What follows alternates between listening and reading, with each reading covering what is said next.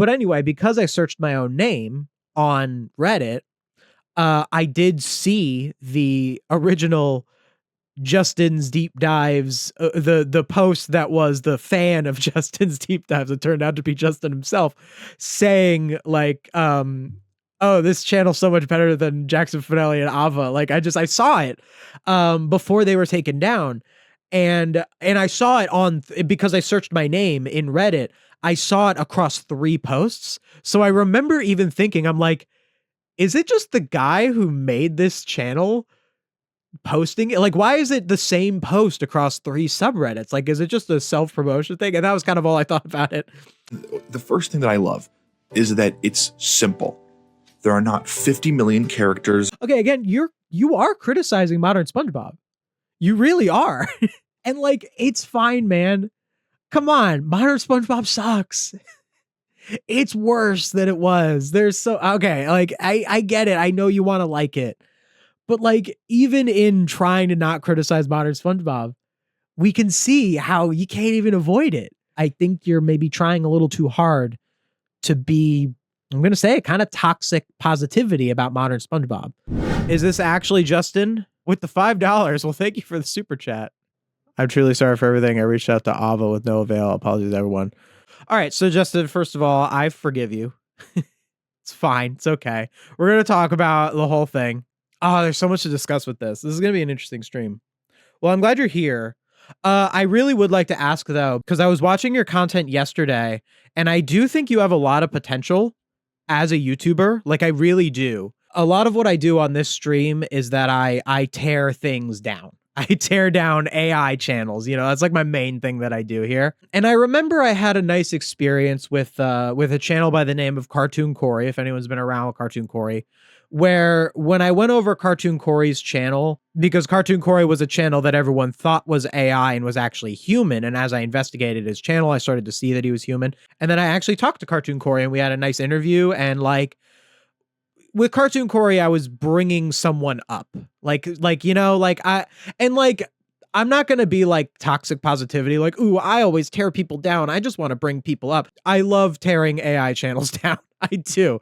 I love tearing down channels that deserve it. But I don't want to tear down Justin's Deep Dives. I actually want to try and analyze Justin's Deep Dives and try to see how we can bring him up and just kind of move past all of this. The way you were about to say, I love tearing people down. Well, I do love tearing people down if those people are tech bro owners of AI channels. Like, I love to tear them down, but I would take no joy in tearing down a small YouTuber who made a mistake. And it's like, it's fine. With Ava's video up, I got dozens of messages on Reddit and X, the everything app, literally threatening me, and I felt I didn't have a choice other than take content down. That's unfortunate. I'm sorry that people have been bothering you. They're all just, people are crazy, man. Yeah, people are crazy. You're gonna be fine. They're like, yeah, not cool. So that's why you want to take the content down. Is there a way that you could give me, like, even if I like gave you my email, would you be like a Google Drive or anything of, because I could wait. I'm going to be streaming for a while. So like I could wait. We could do it a little later in the stream. Would you be able to send me your video on, I definitely want to discuss your Bitter Groans and Gardens video. I feel like there's a lot that I can look at in that and discuss like how you approach your content and how you can improve and the things that you did good in that video. Oh, so what happened? Okay, so people don't know the context. Let's talk about what's going on here. So Justin's Deep Dives is a new SpongeBob channel. I think they've been around for like about a month or so. And they've gotten to about 500-ish subscribers. He's 10 videos. He hasn't done many videos yet. Just getting started, up and comer. You know, we all start somewhere. And so basically what has happened is, I'm not going to just rewatch Ava's video. Is there a possibility of 2 of the best SpongeTubers collab? Are you talking about me and Ava? I would collab with Ava in a heartbeat. Yeah, absolutely. I haven't gone out of my way to ask him yet if he wanted to do an interview or a collab or anything. I have not asked him.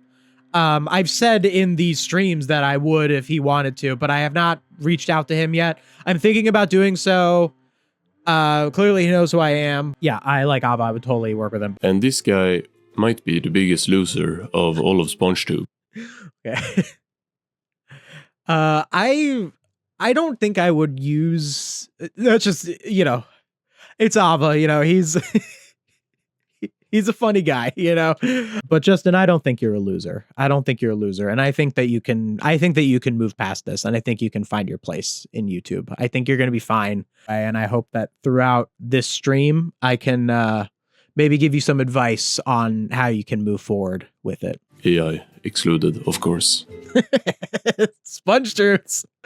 Ava and I love ripping on SpongeTruths, guys. It's like, it's so fun. Justin, you should join us in ripping on SpongeTruths. You should do some SpongeTruths debunking. I think you should. I think you'd be good at it. In Justin's first video, he actually shouts me out. I would like to thank other YouTubers, Awe and Jackson Finelli, for... Woo! What is a screenshot from? I'm not afraid of AI SpongeBob channel. Oh, it's just the For You. I was like, how long ago was this? Because this is an old video. Now, I'm not afraid of AI SpongeBob channel. This is my first anti-AI video. Back in November of 2025. Oh, hey, look, Justin, you watched my Was I Wrong About Modern SpongeBob? Yeah, that makes sense. Yeah, we're going to talk a bit about modern SpongeBob hate and all that sort of stuff in this stream as well. Here he literally thanks me and Jackson Finelli. Woo! Look at me. I got mentioned by Ava. Oh, man. This is kind of surreal. This is kind of surreal because I started my channel in November of 2024, or this channel in November of 24. I was a gaming YouTuber starting in about September of 2023. So I was actually watching Ava in around like, I would say March, May-ish of 2024 before I started this channel. So I actually was a fan of Ava before I started my channel.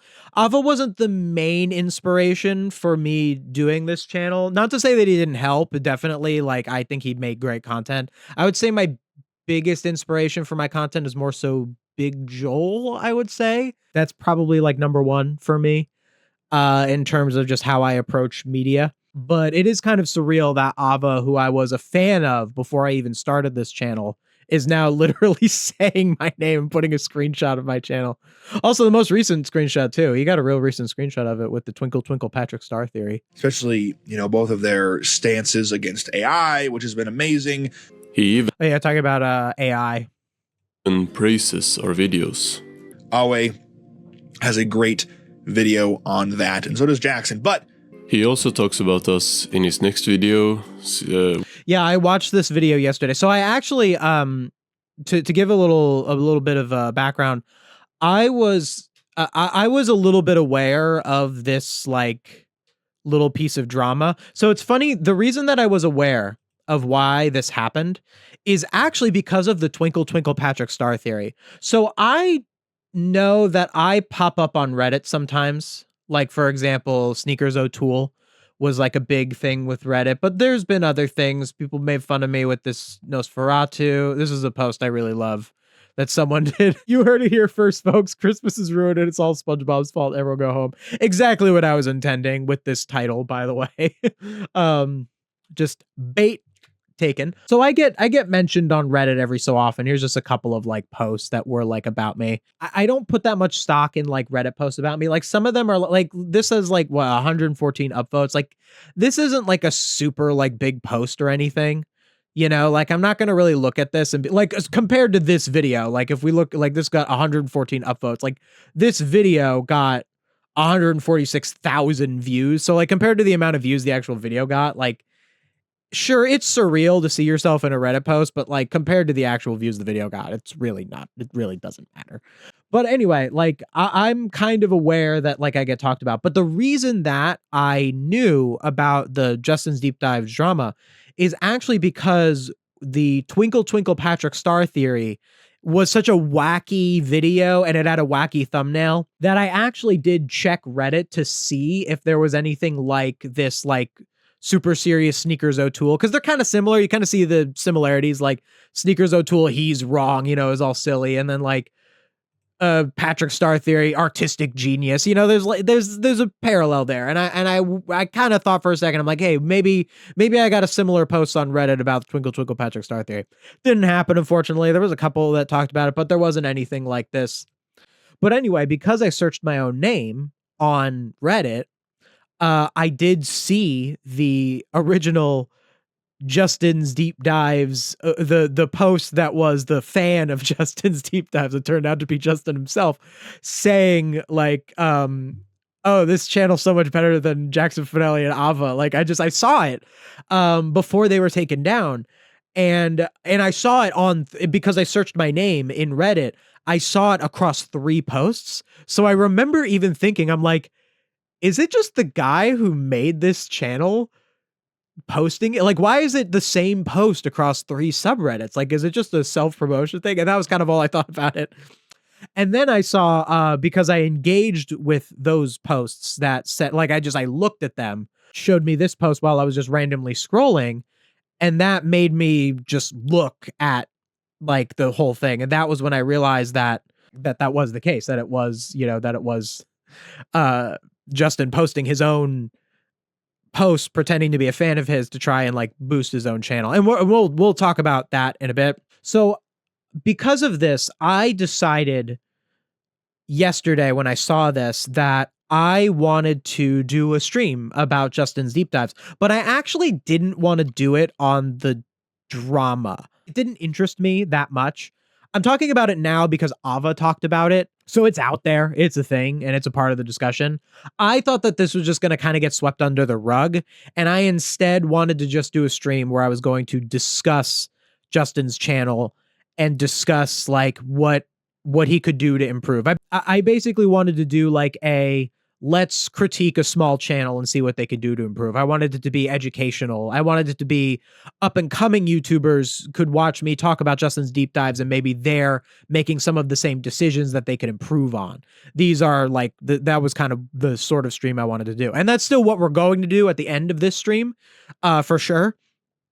But that was what I was planning to do. So because of that, I actually did watch Justin's videos. I watched a couple of them. I watched Bitter Groans and Gardens and I watched his AI video. You're talking with YouTube support? All right, cool. If you can get your channel back up, which I think you should just get your channel back up because I think that you should just, I think you should keep going. I don't think you should give up, man. I don't think you should stop because of this. You made a mistake. You know, it happens. Ava's channel makes it pretty impossible though. Just ignore them. Just ignore the comment. Like you're going to be fine. You're going to be fine. You're going to get mean commenters. You can block people like from commenting ever. I block people all the time who comment. Like I do it all the time. You just have to as a YouTuber. You'll get past this. Like what you should do, you should bring your channel back. I think you should just unlist the apology video. I think you shouldn't have it on your channel. I just think you should move forward rather than like keep up one video that's like apology video. Like I think you've addressed it.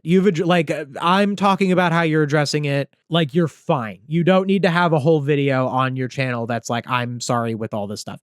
I think you should just move past it. And if people comment, just delete their comments. You're fine unless they're being constructive, unless they're having constructive criticism. But people who are being rude to you or saying like, you could just delete them from your channel so that they can't comment ever on your videos. If YouTube gets your channel back, you should keep it and you should just block those comments and eventually they'll go away. Let's talk about how it feels to be a small YouTuber.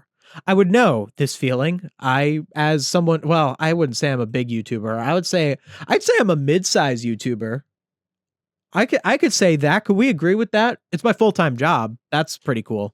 But there was a time when YouTube wasn't my full-time job. There was a time where I was on that grind working as a photographer. I was a photographer for years. And I was doing my day job and I was trying to do YouTube and it was rough. It was difficult. And it's frustrating. Let's look at some of my oldest videos.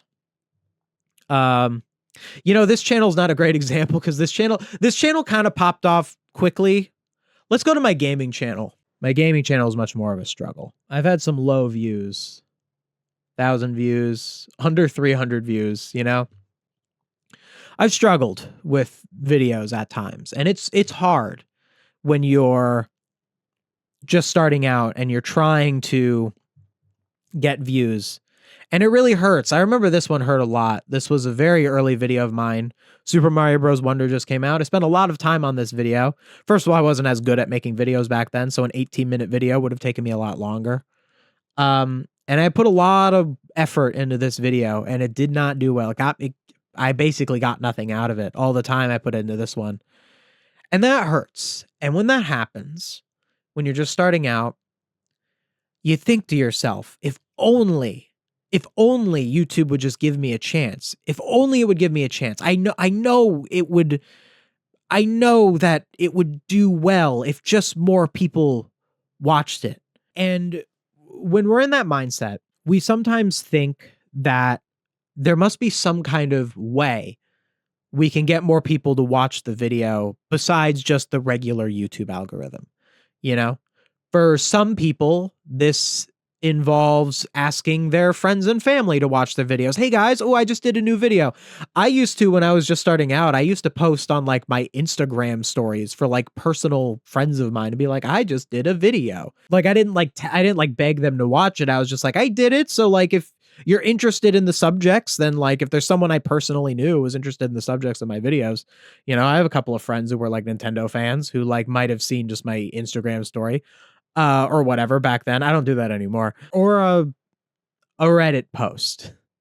Sometimes you think that you can just get views propped up, that this is a way that people will give you a chance. Oh, if someone just talks about me. Heck, even this right here to Justin, and I know, Justin, I know this isn't your intention, that this sort of attention to you, I mean, you might not even be able to get your channel back, but I know, let's say you do get your channel back, and because of this attention, it does bring people to your channel. That is not going to help you. It just isn't. Because really the thing about YouTube, and I will tell you this as someone who has done this for almost 2 years, that this is my full-time job, there is no better way to get your videos out there than just the regular YouTube algorithm. There is no better way. It like we sometimes think of these fantasies of, ooh, a viral post about me is going to pump up my numbers. It does not happen. That is not how this works. The only way that you can get your video seen is for it to go through the process by which YouTube recommends it to people. Now, is every element of that process fair? I don't really know. I mean, the algorithm itself is a bit finicky, you know, like do I really say that every view count I have is fair? I don't really know.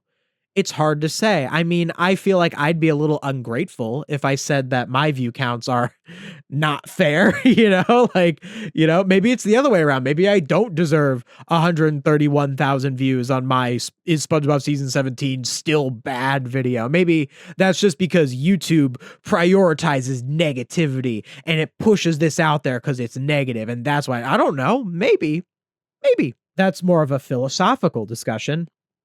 What I am talking about here is the utilitarian discussion.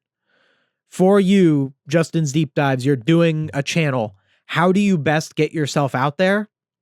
Even if the whole thing with the Reddit, like even what you tried to do, even if you didn't get caught for it, even if the posts had more than like 20 upvotes, they were not very popular posts, but even if the posts got, let's say even, what's this, even 1,000 upvotes? That's like your best case scenario. I mean, what's like, how many views does an average Reddit post even get? And of those views of an average Reddit post that talks about a YouTube channel, how many of those people, this did not make people watch my Sneakers O'Toole video. My Sneakers O'Toole video did not get, how many views did it get? 204,000 views. Wow. Hey, look at me.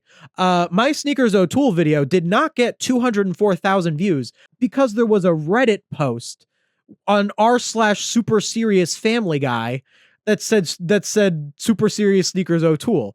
This is not why that video went viral. This video went viral If that even is viral, I don't even know. Maybe viral is more like 1 million views. Maybe I'm gonna toot my own horn. But this video did well because it has, I believe, a 5.4% click-through rate. That's why this video did well, because most of the people that YouTube showed it to clicked on it. That's why it did well. Because a good percentage of, it's actually not most of, 5.4% is not most of, but 5.4% is a large percentage of people who clicked on this video when they were shown it. That's why it did well, not because of a Reddit post, you know? Did the Reddit post maybe help? Were there some people who saw this thumbnail posted in Super Serious Family Guy and went and looked up this video?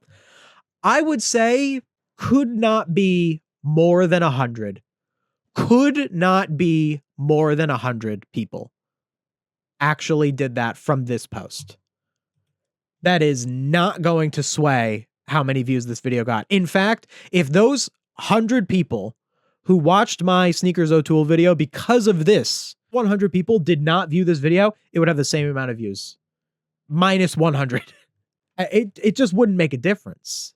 I think, Justin, what happened with you is that you're just starting out in a very competitive media landscape. And you are rightfully nervous about how do I get myself out there. Jackson, is there a reason you have the text on the top of the thumbnail instead of the middle or the bottom? Yeah, that's where I would get the most views, when the text is in the top. The text in the top is almost always better. Some have been fine. I mean, this video did a little worse than other ones, so, you know, sometimes it's okay, but yeah, you generally want your text to be in the top. Here's a side text one.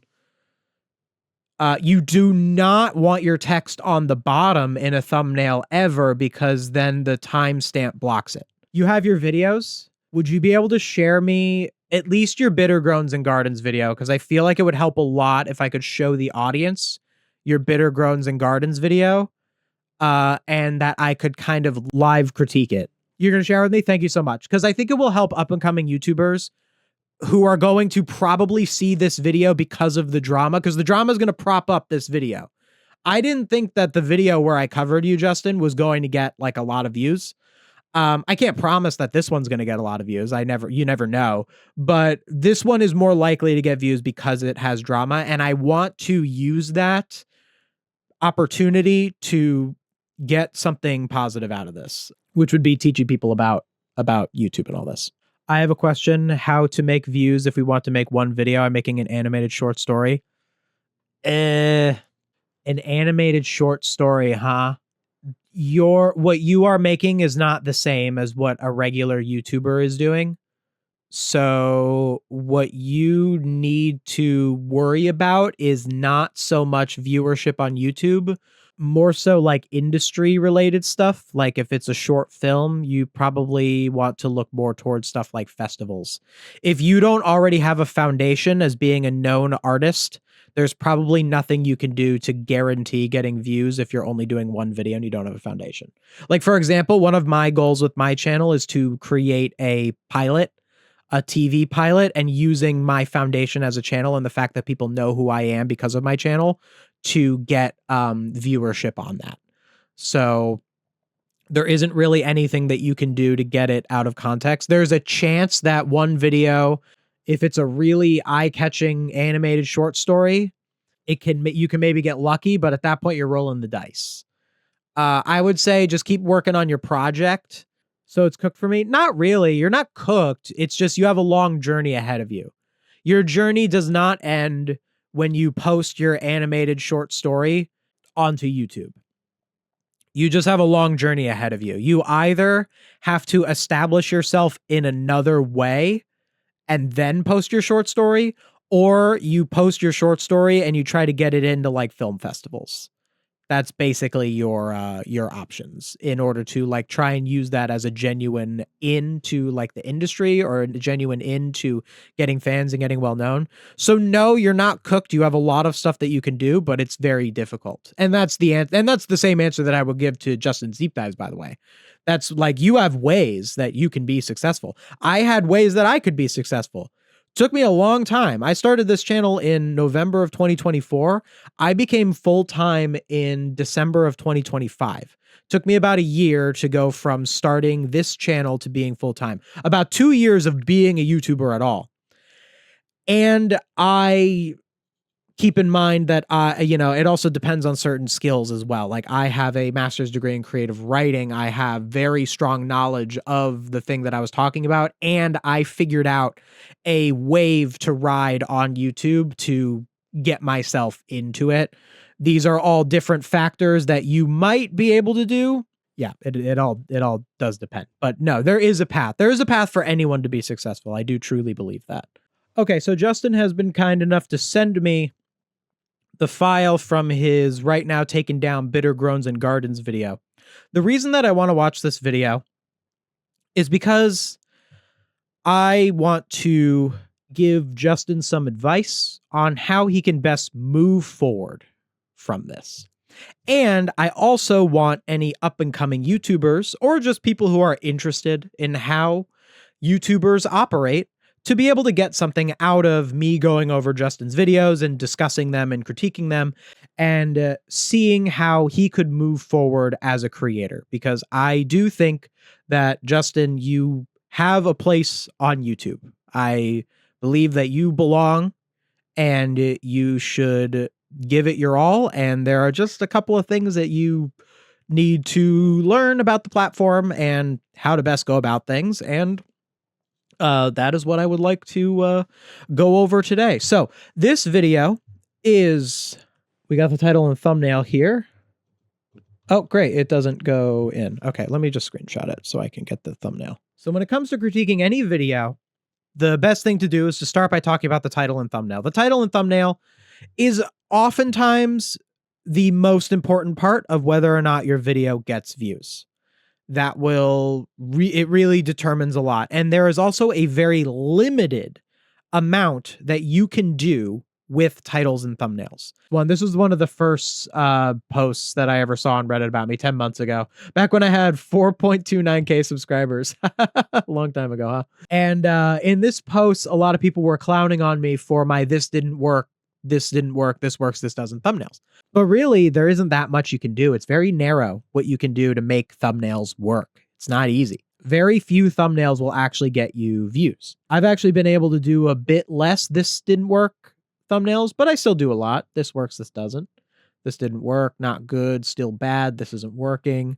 But then I can branch out a little bit. Worthless. I think this is a pretty solid thumbnail. This Avatar one. Garbage. That's a fun one. This is one of my favorites. Garbage. I laugh every time I see it. So I think Ava said something that was corrected. Oh yeah. Like, Ave sucks, Jackson Finelli is annoying. My second grade classmates to the teacher when I won an extra turn in dodgeball. Jackson Finelli is annoying. Come full circle. His thumbnails are also pretty similar to Jackson Finelli's. So yeah, Ava said his thumbnails are pretty similar to Jackson Finelli's. So Ava probably hasn't seen my stream where I basically said that aspiring YouTubers should take my thumbnails if they feel like it would help them. Like, I have said that, and I'm pretty sure Justin has watched my streams. I don't know, Justin, did you see that stream? If not, I still don't care. Like, it's okay to use my thumbnail style. Like, I don't mind that. I also do appreciate that Justin used like a different font. It's actually a pretty decent font okay, so you've seen that stream. So Justin has seen that stream where I basically gave blanket permission. I did say, I mean, not that I needed to give permission. You don't own a thumbnail style. I said that so that someone like Justin would go and do it. Because there might be some people out there who wouldn't do a thumbnail similar to mine. But then I say that you can, and then they would go do it. That's the reason I said it. Not that people needed my permission. Kind of wanted to point that out, that this sort of thumbnail is like fine, that it's similar to mine. However, let's talk a little bit about the title and thumbnail itself. Okay, so you got 1.7k views in 4 days. That's probably good for your size. So you can kind of think of this as a slightly successful thumbnail. Probably not amazing. It's hard to say.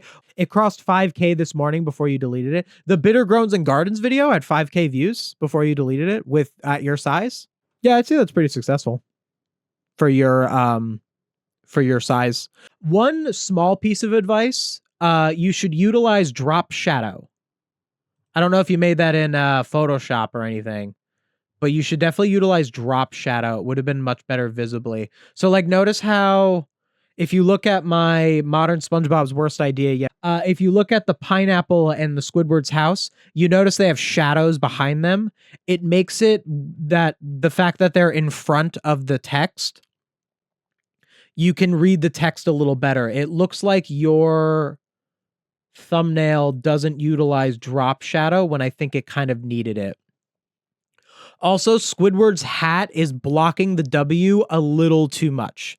You can cover letters and it can still be readable, and I can understand how people would still be able to read this as this worked, but I think you might have benefited by trying to keep Squidward's hat, like if you had even like zoomed in a little bit and tilted the image, you could have gotten Squidward's hat in between the words this and worked, and it would have been a little more readable. I'm questioning how effective the screenshot you chose was. It is a good choice in the sense that the two characters have different facial expressions. Like, for example, what's one that kind of utilized that for me? Yeah, this is kind of one that did something similar. You can see SpongeBob is crying and Patrick is casually eating garbage here. You kind of get this dichotomy in facial expressions. This one's kind of like that too. Like they're heroic, and the SpongeBob, well, it's actually Marlon Branzino dressed like SpongeBob. But the funny looking SpongeBob is like making a funny face. So you do get a little bit of this like difference to it. Bitter Groans and Gardens is a great in all caps SpongeBob episode. I assume that's the full title. Funny that you did the all caps. I used to do that all caps. I don't think I do it anymore. In fact, I think I went back and changed it. Yeah, I think like this with Elf, this used to be what is the best Christmas movie, and best was in all caps. I actually went back and changed it. It's like fine. Like I don't know. I don't know of like a tangible difference between making like if the word great was in all caps or if it was just regular.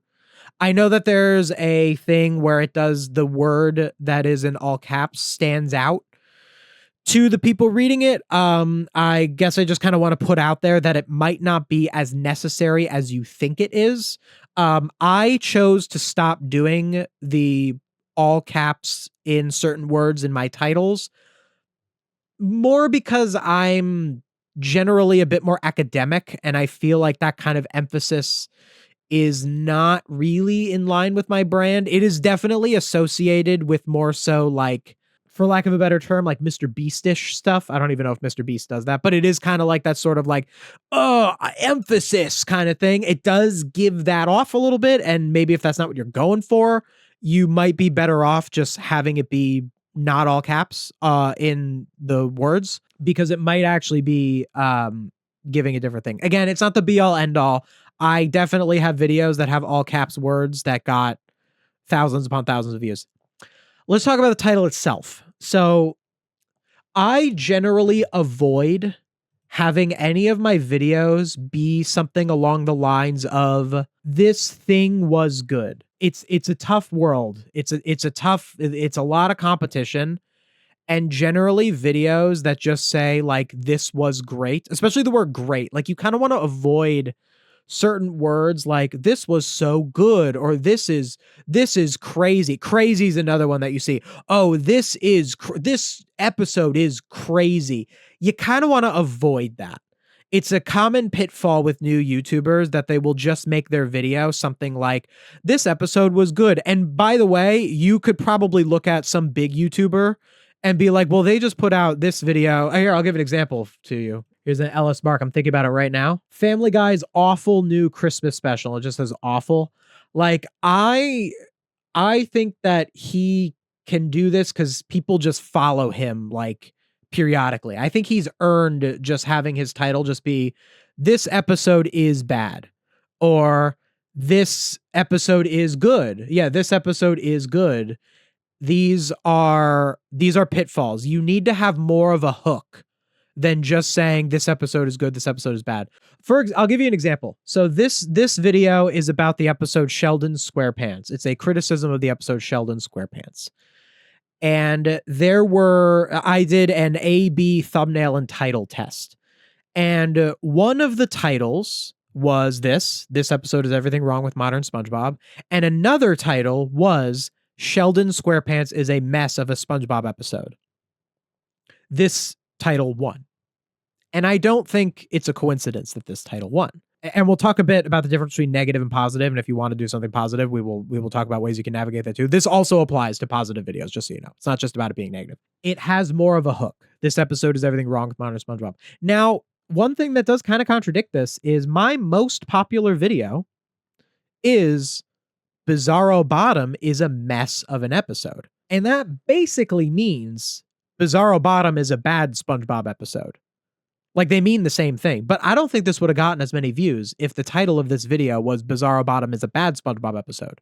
Bizarro Bottom is a mess of a SpongeBob episode. So sometimes you can maybe get around that, and if your title is Bitter Groans and Gardens is a great SpongeBob episode, I'm trying to think of a positive equivalent. Maybe it could be something like Bitter Groans and Gardens did something right.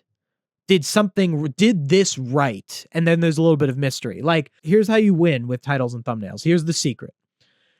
If your audience is looking at your title and thumbnails and they can guess everything that's in the video from the title and thumbnail alone, you've lost. Because so many people are not going to click on it because they just look at the title and thumbnail. Like, think about it. Let's say you're someone who watched this episode, Bitter Groans and Gardens, and they see this thumbnail. Bitter Groans and Gardens is a great SpongeBob episode. Yeah, I like that episode. It had some really cool visuals, and it was a little bit funnier than most season 17 episodes. They just thought of that in their head. So now they don't have to click on your video because they just got everything out of your video. They just got the milk without having to buy the cow, basically. That's basically what it is. So, like, for example, if I had Bizarro Bottom is a bad SpongeBob episode, someone could look at that and they could be like, yeah, Bizarro Bottom sucked. It was just a bunch of, like, yelling and, like, random things happening. But Bizarro Bottom is a mess of a SpongeBob episode. That gets people's wheels turning. Wait, why was it a mess? Wait, what? It was a mess? Like, what's a mess? What is that? And then already, by saying the exact same thing with different words, it makes enormous difference. And even with that being said, X episode is a mess of a SpongeBob episode still is not always a winning title, like it was with my also very successful This Episode is Everything Wrong with Modern SpongeBob. So let's talk about positivity. I'm going to be real with you. Positive videos don't do as well. It's just the truth. I think you know that. I think you're aware. There are a couple of things that, yeah, like, for example, I covered the live action Avatar. Live action Avatar shouldn't exist. I got right on it. This came out like 2 days after the season came out. They just did an Avatar movie. I didn't watch it yet. I haven't watched the new Avatar movie. Avatar The Last Airbender movie, not Avatar. There's different Avatar movies. The new Avatar The Last Airbender movie. I haven't watched it yet, but I saw the trailer and I have pretty decent expectations for it. I kind of didn't watch it because I felt like if I made a video on it, I would probably just be like, this movie was good, and then it wouldn't get as many views. And why would I spend time? Why spend time reviewing this movie that I think is going to be good and getting maybe at best 20K views if I got lucky? Whereas the video I am working on is on the newest modern SpongeBob episodes. I'm going to work on this stuff, and I'm going to trash these 2 modern SpongeBob episodes. And I'm going to get a ton of viewership for it. And look, like, that's not like me being cynical. Like, I love what I do. I am super excited to do that video. And also, I don't think that the fact that people respond more to negativity is like that bad of a thing. Like, I don't like to think of it like, yeah, they love watching me bash modern SpongeBob because we get off on negativity. Ooh, we just want to tear things down. No. The reason that negative videos do better, commentary, is identifying something that is wrong with the world and coming up with ways to fix it. This is why negative videos do better, not because of some sort of predisposition of humanity to negativity. Human beings ain't that bad, actually. I know there's a lot. I know we can look at the news, I know we can look at things and see how bad people are, and there are some people who are really awful. Absolutely. And they make channels like SpongeTruths. But like, the reason that negative videos get a lot of views is not because the world is awful and people just want to see negativity. It's actually quite the opposite. It's because people want to see a better world. And when they see videos where I criticize Modern Family Guy, Modern SpongeBob, it's because they identify that these shows, Family Guy, SpongeBob, these shows that they used to watch or still do watch, but watched old episodes of, and those old episodes were so much better and now they're not. They see that as a problem in the world.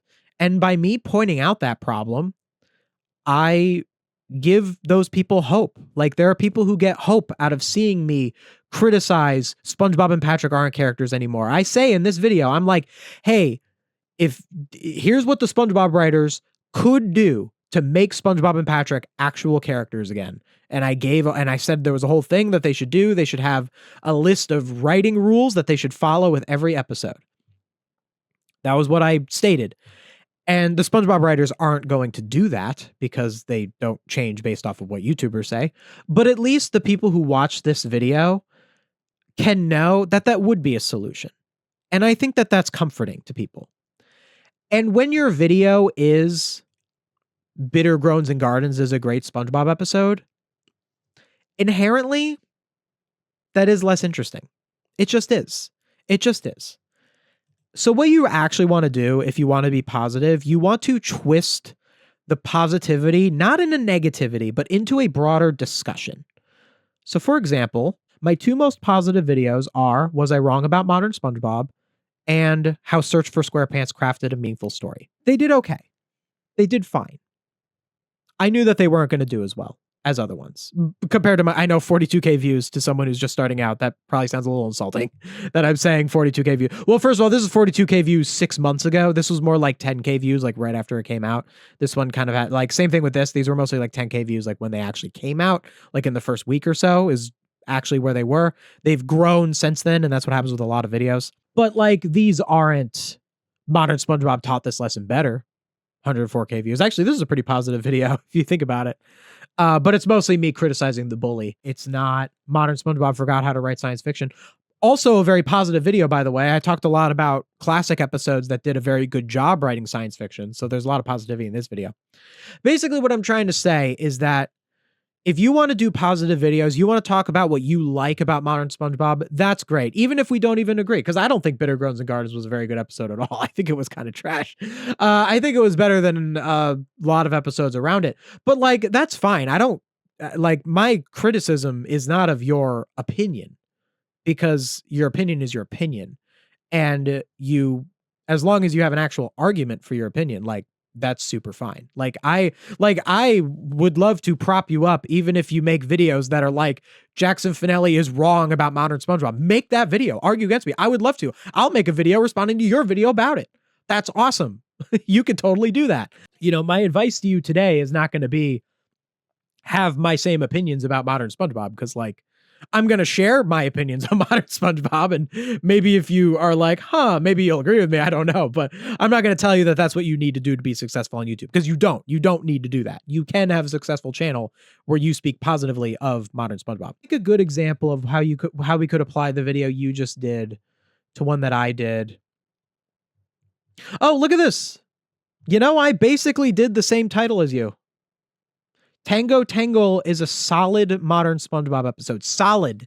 See how I use the term solid? Solid is so much better of a word to use than great. If I said great, that would have been worse. And the thumbnail is a bit more eye-catching. Old versus new.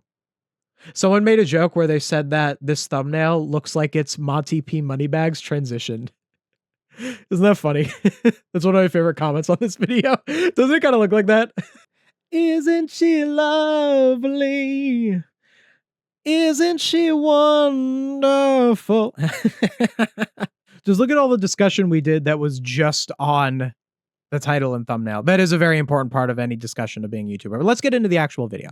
Hello, divers. Welcome back to Justin's Deep Dive. I'm so happy to have you here today. And again, I'm starting this video by apologizing for my absence. It absolutely. Okay, like right off the bat, 11 very valuable seconds have been wasted. You could cut all this. Hello, divers. Welcome back to Justin's Deep Dive. I'm so happy.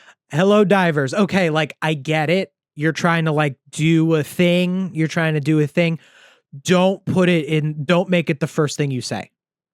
You could like do that like in the video. Like, yeah, like like referring to your audience as like the divers. Like that's cool. Like you could do that. That's fine.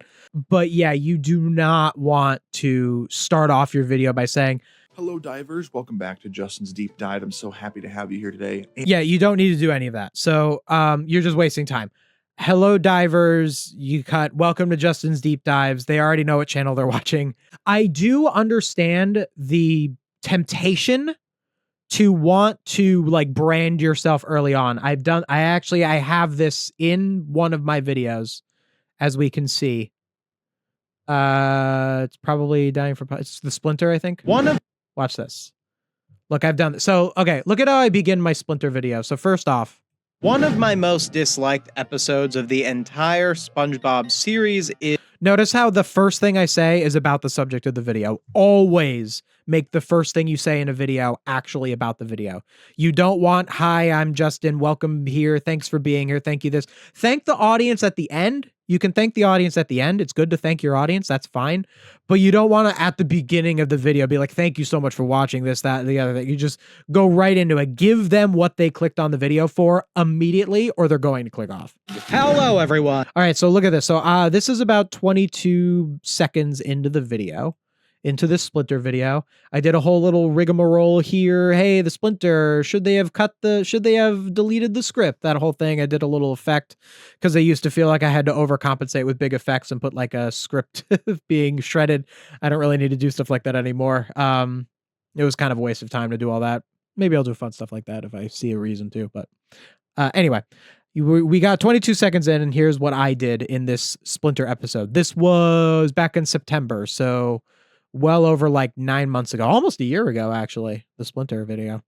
Never have been attempted. Hello, everyone. My name's Jackson, and welcome to my channel where we... So I had a little bit of the understanding to not put something like this at the very beginning of the video, but I did put it 22 seconds in.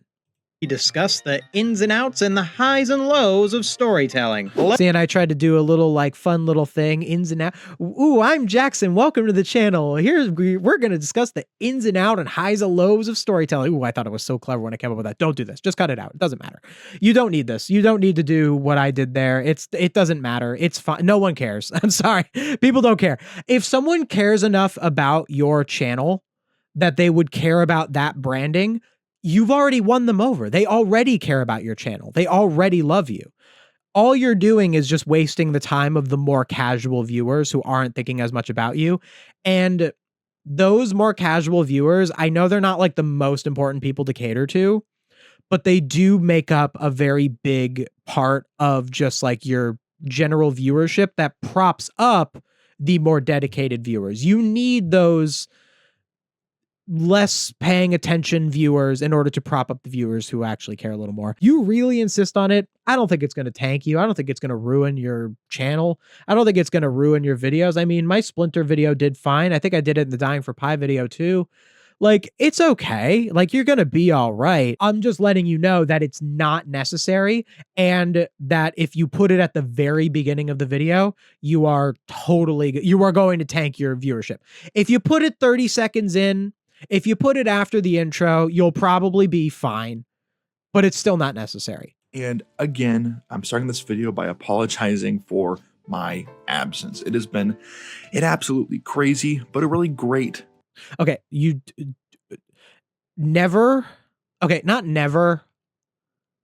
No, I'd say never. Never apologize to your audience for being a person, for having a life. You can let your, like, if your audience really expects like week to week posts, You could, which you only have 500 subscribers, so they probably don't. So you're kind of apologizing to no one here. I get that in your mind, you think that there's like people like looking for like content. You did not need to apologize here. What about Let's Play YouTubers? Should they introduce themselves at the beginning? No, I'd say that's about the same. I'd say that if you're doing, also Let's Play is an outdated term. Don't use the term Let's Play if you are a Let's Play YouTuber nowadays. It's an outdated term.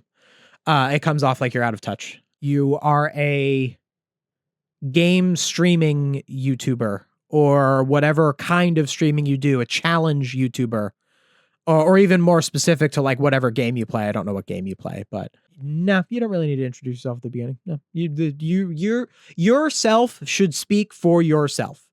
If you watch my videos, you know who I am. You have to let that be a part of your intro is who are you? You can tell what I'm about very quickly into my videos, even if you've never seen me before. I don't need to tell you. Yeah, that would apply to any sort of YouTubing. Why do you look like Ben Shapiro on the thumbnail of this video? Because I unfortunately look like Ben Shapiro is why. because I look like him is why. I'm woke Ben Shapiro who likes SpongeBob. That's me. On stream, I don't. Oh, I don't. Maybe it's just the hair in the thumbnail. If you guys didn't know, I'm going into my second year of teaching, and so I have most of. Okay.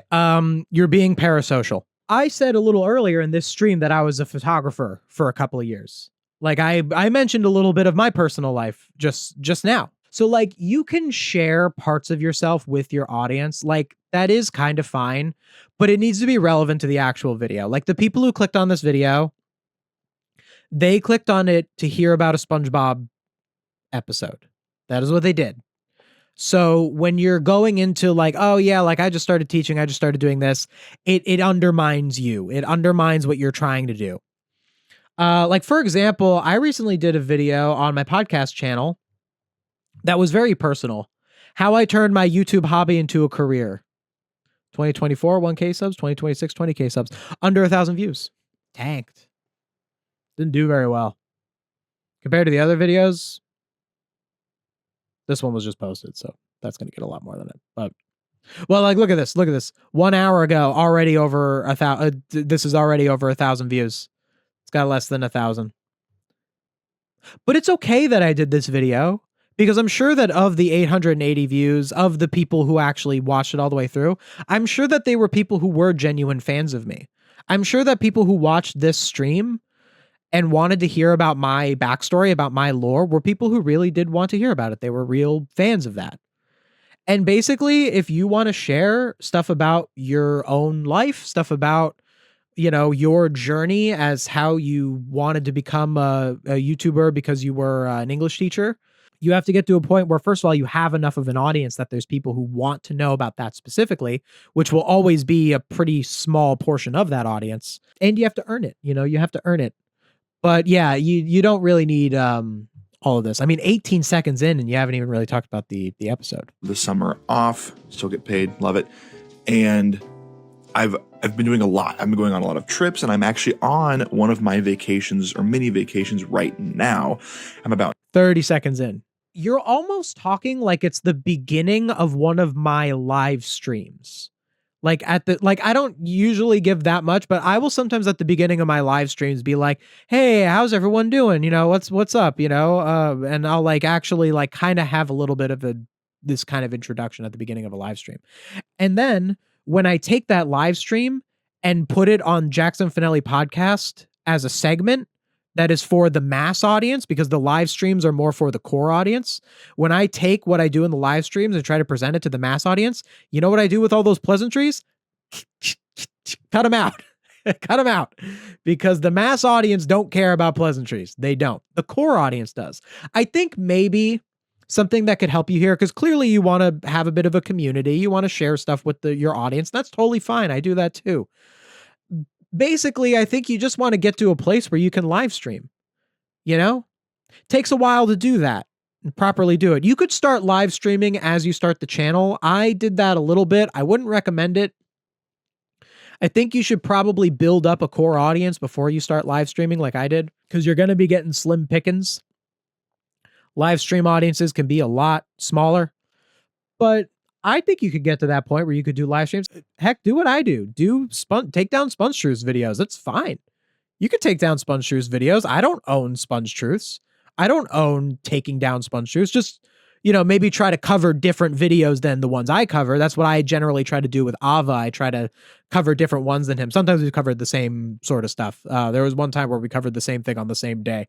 But, try to look at certain stuff with SpongeTruths and be like, oh, here's a SpongeTruth subject that I came up with. Like, you can do that. And then if you, get to that point where you're live streaming, then you can have a little bit more of a, discussion with the audience and all that sort of stuff.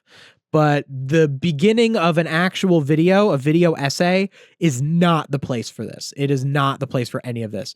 This video should have started 9 hours from home, and I just watched this episode last night. That's where the video should have started. I just watched this episode last night. I mean, that's still a poor opening. You shouldn't start with I just watched this episode last night. In fact, you kind of want to avoid time periods. You want to kind of keep your videos a little bit timeless. Like, for example, if you look at my Bizarro Bottom video. So this Bizarro Bottom video, this came out the day after Bizarro Bottom aired. Came out literally the day after. A lot of my modern SpongeBob videos where I cover a new episode of the new season comes out usually not the day after. It's usually a couple days after. This was kind of an outlier. Where I was able to get this one literally the day after. But I don't have a part of this video where I go, I watched Bizarro Bottom last night, or this episode came out yesterday, or something like that, because it dates the video. Like, this video's been out for 10 months. People are still watching this. This video still gets like 1,000 views a day. This video, because it was so popular. Most of my videos don't get 1,000 views a day. This one's an outlier. But like, there's still, of 1,000 views a day, let's say 20% of them watch it to the end. That's about 200 people every day right now, 10 months later, who are watching this Bizarro Bottom video. 200 people every day watching the full video. Like, I get that in the moment, you're like, oh yeah, like I'm covering the new season as it airs. And you almost want to make it like an ongoing thing. I felt that way when I covered season 16.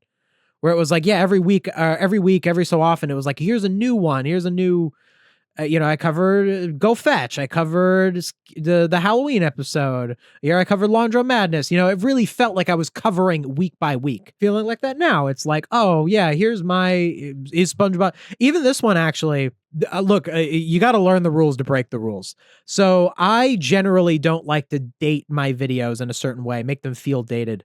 I broke that rule with this video. And the reason I did is because I assessed all of the possible titles and thumbnails that I could have done. And I decided, is SpongeBob season 17 off to a good start? Was the objective best one. And I was correct because this video did very well. So like, sometimes you can do that. In fact, in my video I'm planning on Modern SpongeBob made the same episode twice in a row, I actually am going to say something along the lines of this episode aired a week ago. I actually am going to mention that in this video, but I'm mentioning it for a very specific reason. And the reason is because there was an AI overview on Google that said that a line from the Mime episode is an iconic cartoon line or a famous cartoon line or something like that. And I basically wanted to kind of clown on AI and say, like, AI called a line from an episode that aired a week ago a famous line. So that's a reason to bring it up as a week ago. But basically what I mean is, you don't want to say stuff like, I watched this episode last night. Oh, this is the new episode. This just aired. You don't want to say stuff like that unless it's absolutely necessary. And here it's not absolutely necessary. As I was going to bed, and I wasn't going to make a video on it, but the more that I thought, and as I was watching the video, I kept thinking, this is really, really funny. I chuckled a fair amount of times during this episode, and that episode is Bitter Groans and Gardens. Okay, so here we're finally getting the title card. 53 seconds in. Literally cut all of this, start off. Bitter Groans and Gardens is an episode that surprisingly made me laugh, or something like that. I kept thinking, this is really, really funny. I chuckled. So do you notice that the fact that you say that Bitter Groans and Gardens is funny, and that is something that is unique about this episode? Do you know that that is actually an implicit criticism of modern SpongeBob? Because you're implying that modern SpongeBob usually isn't funny, and Bitter Groans and Gardens being funny is like a thing that makes it stand out. Because this comedy show is usually not funny. Like that can be the hook. Like you could be a little, we'll talk about modern SpongeBob hate in a bit. We'll talk about it in a bit. That could be your hook because you're lacking a hook. If your hook was even saying Bitter Groans and Gardens is a funny episode and most of modern SpongeBob isn't, it's still weak. It's still, you need a thing. You need a thing to talk about with the episode. Look at all of my videos on season 17 so far. Even this one, look at this one. This video is not a close look at the Fry Cook and the Elves and It's About Mime. It's not a close look at these episodes. It's not a review of these episodes. It's modern SpongeBob made the same episode twice in a row. And the thumbnail, seriously, provided this is the thumbnail that wins. I always do a thumbnail test. I'm just showing one of what it could be. But like this, seriously, that's a hook. I get you don't want to be negative. You can do positive versions of it, but that's the hook. Seriously? Modern SpongeBob made the same episode twice in a row. Why are these the same episode? What makes them the same episode? This is intriguing to people. This is much more than just saying this episode was bad, this episode was good. Look at modern SpongeBob's worst idea yet. Okay? Already discussing the idea of ideas. That's what this video was about. Can a show run out of ideas? And it was actually kind of a response to Ava's Run If You Are Slop video, because he called it modern SpongeBob is out of ideas. So I actually questioned that idea. Can SpongeBob run out of ideas? Can a show run out of ideas? I talked about his video in this. I spoke positively of it. I think this is a great video. This was about Lady in the Lighthouse. Modern SpongeBob doesn't understand mystery. It's about the mystery genre. SpongeBob did a good mystery-themed episode back in season 3 with Missing Identity, and they didn't do as well with Squid Noir and Lady in the Lighthouse. You can tell that that's what this video is about. That's the hook. That gives something that people want to watch about it. SpongeBob and Patrick aren't characters anymore. This one is actually kind of an outlier, to be honest, but I think I earned this outlier. Modern SpongeBob is going through the motions. This is not Karen's Clatch is a bad episode. I think you get it. I think you get the point. Run If You Are Slop thumbnail is one of his best thumbnails. It's a legendary thumbnail. Run If You Are Slop. It's so funny. It's so him too. It's so his humor. Run If You Are. It's brilliant. It's absolutely brilliant. Now, again, I appreciate you all bearing with me with my really, really weird upload schedule, but yes, stop apologizing to your audience. You need to project confidence to be a YouTuber. You got to be like really confident that like what you don't have to be like cocky. Like you don't have to be like what I'm putting out is the best, but you got to be like really confident what you're doing. This like apologizing for like upload schedules. I can kind of tell, and I don't know if this is true. Like you correct me if I'm wrong, but what this communicates to me is that you feel insecure about the upload schedule. You feel like, oh, I don't upload enough. Oh, I need to do once a week. I missed a week because I was busy because you have a job. You know, you said you were an English teacher. Like that's gonna happen. I was a photographer for years when I was doing YouTube. I missed weeks because I was working. It happens. You do not need to apologize for it. You put out the videos when you can and you don't comment on it. That's the best way to go about it. hopefully it is better going forward. We're still going up in subscribers. We're at almost 430. You guys are amazing. Okay, you also don't want to reference your subscriber count in the video for a couple of reasons. One, your subscriber count is always changing. It's always going, hopefully up. But you don't need to discuss your subscriber count in every video. And also, 430 subscribers is very little. I'm just being honest with you. I had 430 subscribers at one point. Like it happens, you know, everyone starts at 0, but you don't want to in every video be like, yeah, we just got to 430 subscribers. First of all, I think that speaks to that you have a bit of a skewed perception of what a subscriber is. In the minds of an average person, a subscriber to a YouTube channel is like a fan of that channel, someone who watches all of the videos. That is not what a subscriber is. A subscriber is a person who clicked the subscribe button. That is all a subscriber is. And that can mean a lot of things. Sometimes people click the subscribe button and they never watch another one of your videos again. I don't know why. They're probably subscribed to 1,000 channels. Like, that's actually a thing. There are people who are subscribed to like 1,000 channels. Some people think that the subscribe button is just like a super like button. Ooh, I like this video a little bit more than an average video. I'm going to click the subscribe button, and then they never watch your videos again. That's most of your subscribers. So 430, I don't want to belittle you getting there, but like, you know, you don't want to be like sitting there going, ooh, it's at 500 subscribers. It's at this many subscribers. Like, just get it out of your head. It doesn't matter that much. These numbers can kind of matter, like they do, but it's not really the kind of thing you need to share with your audience and be like, oh, especially in the beginning of a video essay. I've probably referenced my subscriber count in streams when it comes up. I would never bring up at the beginning of one of my videos, oh, look, we just got to 22,000 subscribers. Like, you don't need to do it. It's good to have this idea that there is a sense of community with your audience. Like, I do feel that way a little bit myself. I definitely have like core commenters, core fans. It does happen. But you don't want to act like there is a community when there, one, might not be, or one, you might have viewers who don't consider themselves a part of a broader community. Like, again, a lot of viewers are just casual viewers. They are just people who click on the video because they want to hear someone talk about a SpongeBob episode.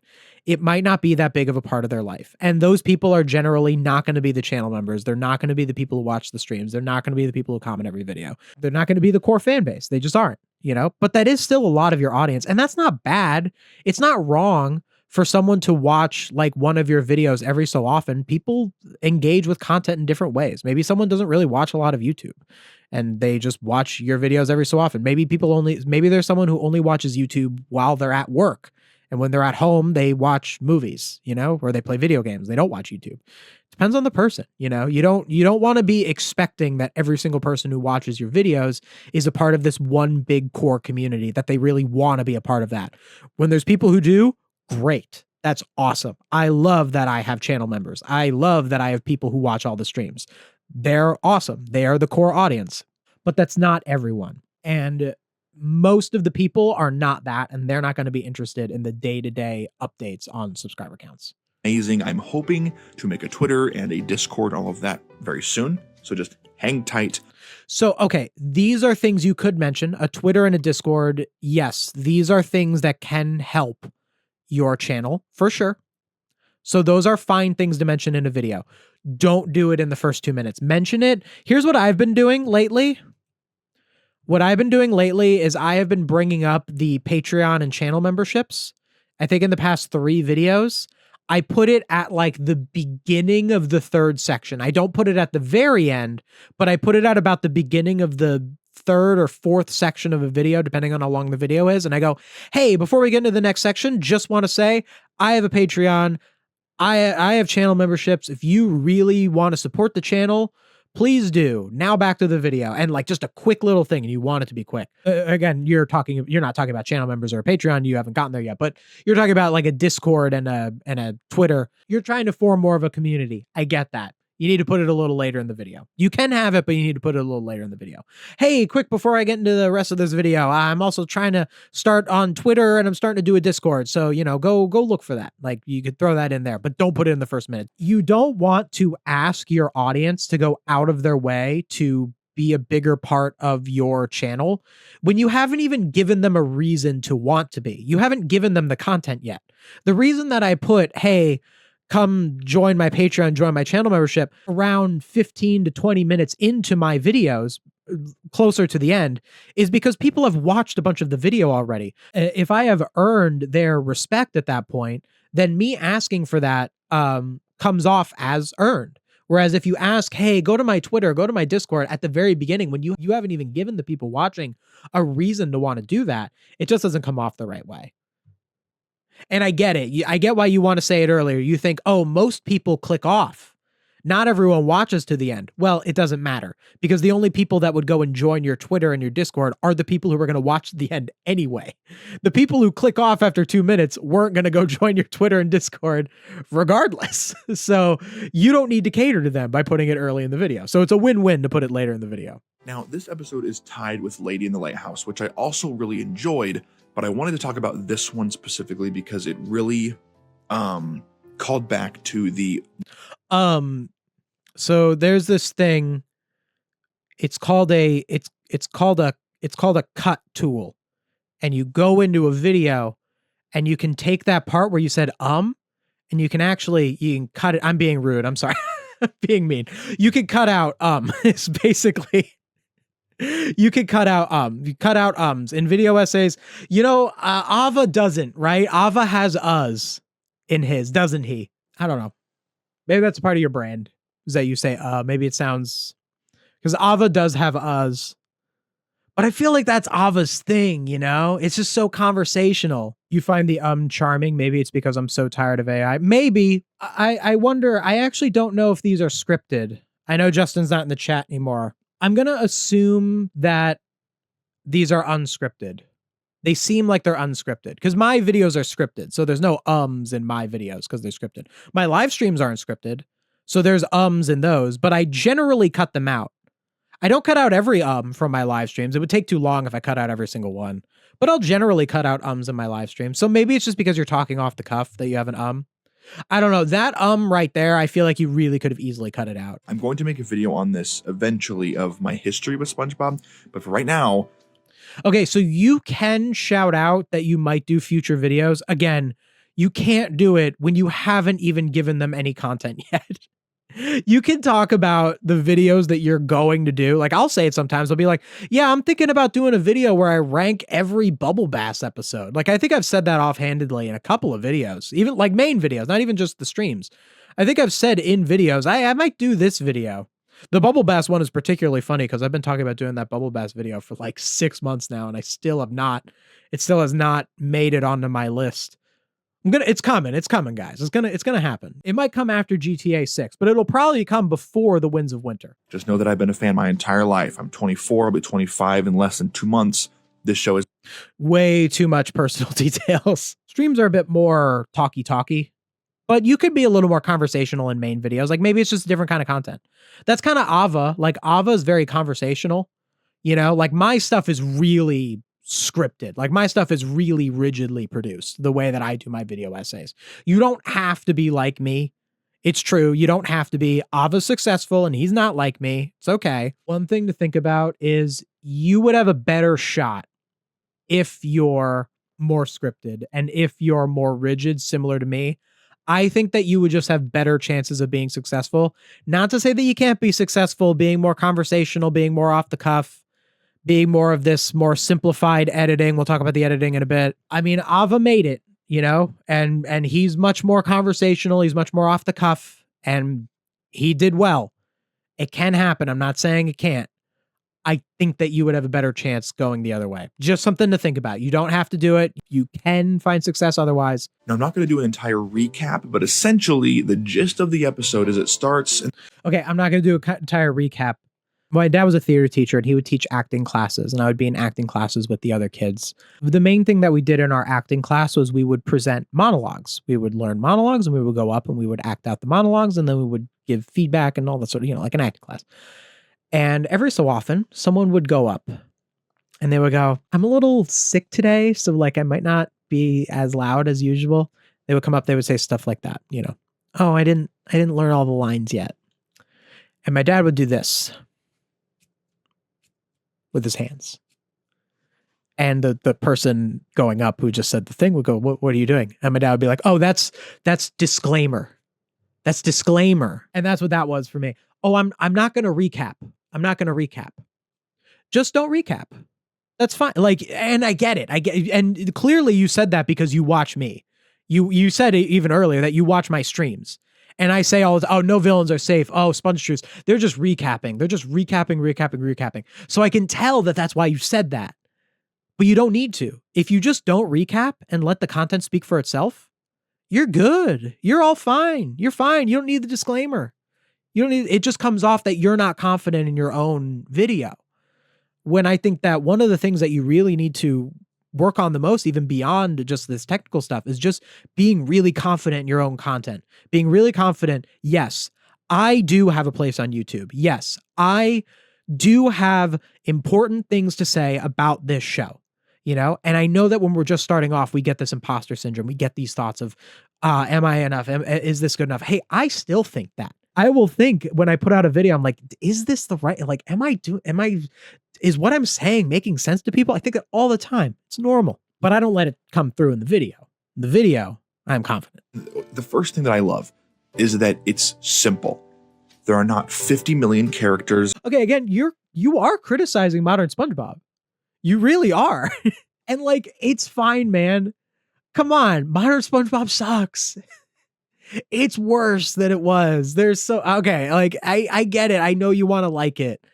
But like, even in trying to not criticize modern SpongeBob, we can see how you can't even avoid it. You know, it's simple. There's not 50 million characters on screen. Yeah, that was a thing that I noticed about this episode too, and that was a plus of this episode, is that it was a Conch Street episode. Squidward and SpongeBob were competing, and that was it. It was more simple. That's true. I think you should have leaned into it. I think you should have brought up another modern SpongeBob episode that was too hyperactive. You should have said the beginning of Gorilla Suit Day, man. So hyperactive. Like just all of this, just the swinging in and the moving around. It was so much. It was way too much. I'm trying to think of an example of a beginning that had too many characters. I'm sure there is. Like that sounds right. But, you know, maybe you should have gone into it, you know? But I get, like, I think you're maybe trying a little too hard to be, I'm going to say, kind of toxic positivity about modern SpongeBob. I understand why you and others want to like modern SpongeBob. I get it. I do. It's because it would be better if modern SpongeBob was good. Of course it would be. And sometimes we look at modern SpongeBob as it is, and we're just kind of like, well, this is what we're getting. There's nothing we can do to change it. We're not on the SpongeBob writing staff. Even me, who makes videos critiquing the show, the writers of the show don't listen to me. The powers that be don't change the show because of what I say. I don't have control over it. So we look at this show that we love, with characters we love, with a world we love, and they're still releasing episodes all these years later. This came out when we were kids. You know, you said you were 24. The show's older than you. I was 1 when this show came out. It's always existed in both of our lives, and it's always been out, and it's still coming out. It's surreal. I watched this episode live. I went to, I don't have cable myself, but he's not my grandfather, but he's close like a grandfather. I went to his house because he had cable, and I watched the most recent episodes, the Fry Cook and the Elves, and It's About Mime. I watched it live with my fiance and my grandfather, and it was surreal. It was like I am watching in adulthood a new episode of SpongeBob SquarePants as it airs. It's surreal. And it was garbage. And it was terrible. And it's not this. And we look back, like I was looking back at like the history of like SpongeBob airing, of like just the list of episodes. And it's like, yeah, like Imitation Crabs and Dying for Pie aired then. A week earlier, Band Geeks aired. And it's like, man, they were putting out banger after banger back then.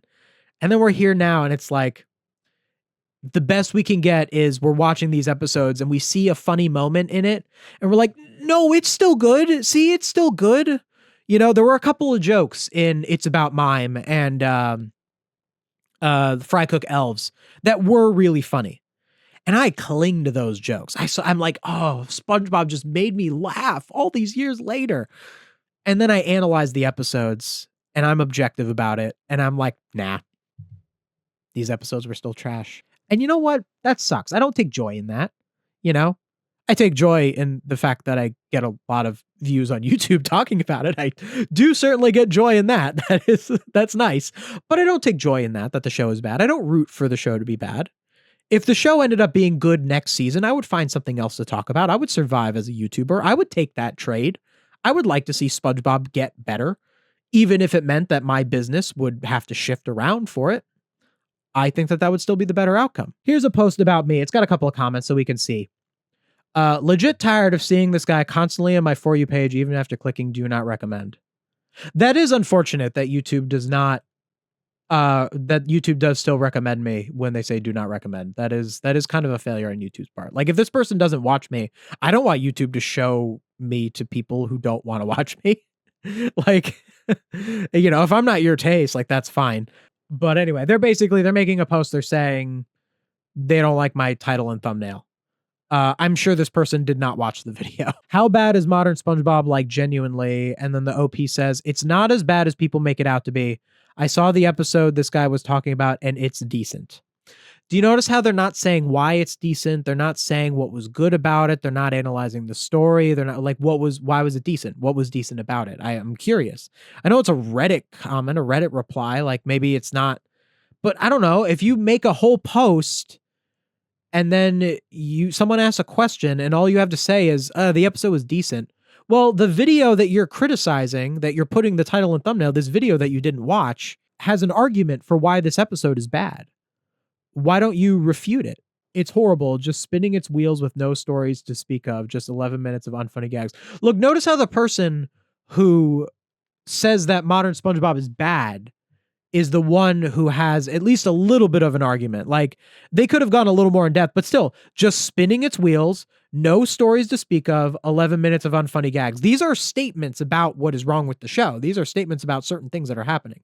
I'm sure this person watches me because no stories to speak of. I feel like that's coming kind of from my content. Jackson is Ava on steroids. That's someone who does not know either of our channels. Ava is more negative on modern SpongeBob than me, right? Wouldn't he be? I think he's more negative than me on modern SpongeBob. There's episodes that I liked that he didn't like. Tango Tangle. Ava did not like Tango Tangle. He was saying it was trash, and I kind of like Tango Tangle. And that's fine. I'm not gonna like. I don't need to debate Ava on Tango Tangle. He had good points about why it had shortcomings for sure. At least Jackson is willing to call out when pre-movie had an off week with writing and acknowledge post-movie actually gets it right sometimes. Ava is the worst SpongeBob I've ever seen. Dude, like, do you even actually watch him? Like, Ava's fine. They like, this person probably actually watches me and they just see Ava's thumbnails. Like, that's probably what it is. This person's a fan of me. Run if you are slop. Oh, look, if you take the time to listen, there's actually some great writing advice on the channel, but if you don't, better stories from me then. Oh, here's a fun one. Is it really that bad people don't want to get a job? Oh, yeah. Are you kidding me? It's so much better to be a YouTuber than to have a real job. When I had a real job, that was way worse than right now with being a YouTuber. Absolutely. You are 100% correct. I can't even get mad at this person. They are right. Absolutely. That's why I did this. Like, I did this because I want to do this, but I also want to do this instead of having a job. Are they so averse to the idea of doing something for a living that might not be the thing they're passionate about? What? What is this statement? I'm sorry. What, isn't everyone like that? Wouldn't everyone want to do the thing for a living that they're passionate about? Excuse me for having dreams, Redditor. If anything, it might do these nerds some good to get out there and learn to coexist with different kinds of people. I don't know how me being a SpongeBob YouTuber means that I don't coexist with different kinds of people. Might give them the insight and life experience that they so desperately need to make something worth reading or watching. I don't know what that means. I assume this nerd-tuber is the same as the other nerd-tubers, if not, my bad. So we see this kind of with like the modern SpongeBob defenses. First of all, it's a very Reddit bubble thing. This idea of like modern SpongeBob like is defended or sponge boomer or like these terms are very Reddit bubble. They're not really real terms and they're not really common terms and they're not really terms that mean a lot to me. The majority of people, I think, acknowledge that modern SpongeBob is pretty bad, which is why videos like modern SpongeBob's worst idea yet get a lot of views. That's why.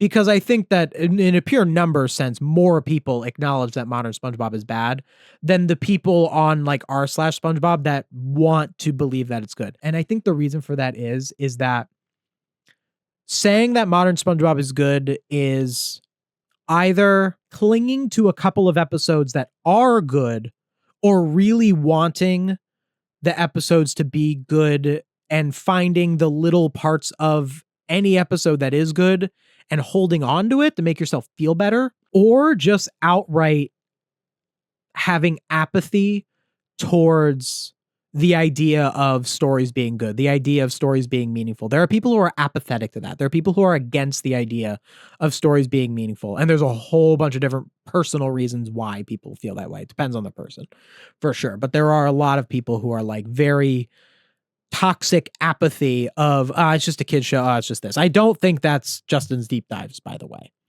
I think that Justin's deep dives, from what I see, I think that your reasoning for liking modern SpongeBob or wanting to be positive towards modern SpongeBob is because you personally really want it to be good, which is understandable. And I'm not saying you have to trash modern SpongeBob. I'm not saying you have to be me. You don't have to do anything. And maybe I'm wrong about everything. Maybe you have genuine reasons why you like modern SpongeBob.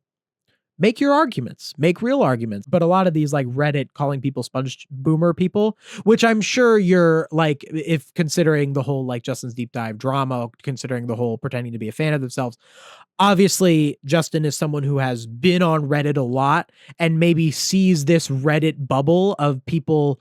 First of all, if you're on r/SpongeBob, it means that you like the show a particular amount. If you're a constant like commenter and poster on r/SpongeBob, you have a certain love for the show that's going to correlate with you being more likely to be someone who wants to like defend modern SpongeBob.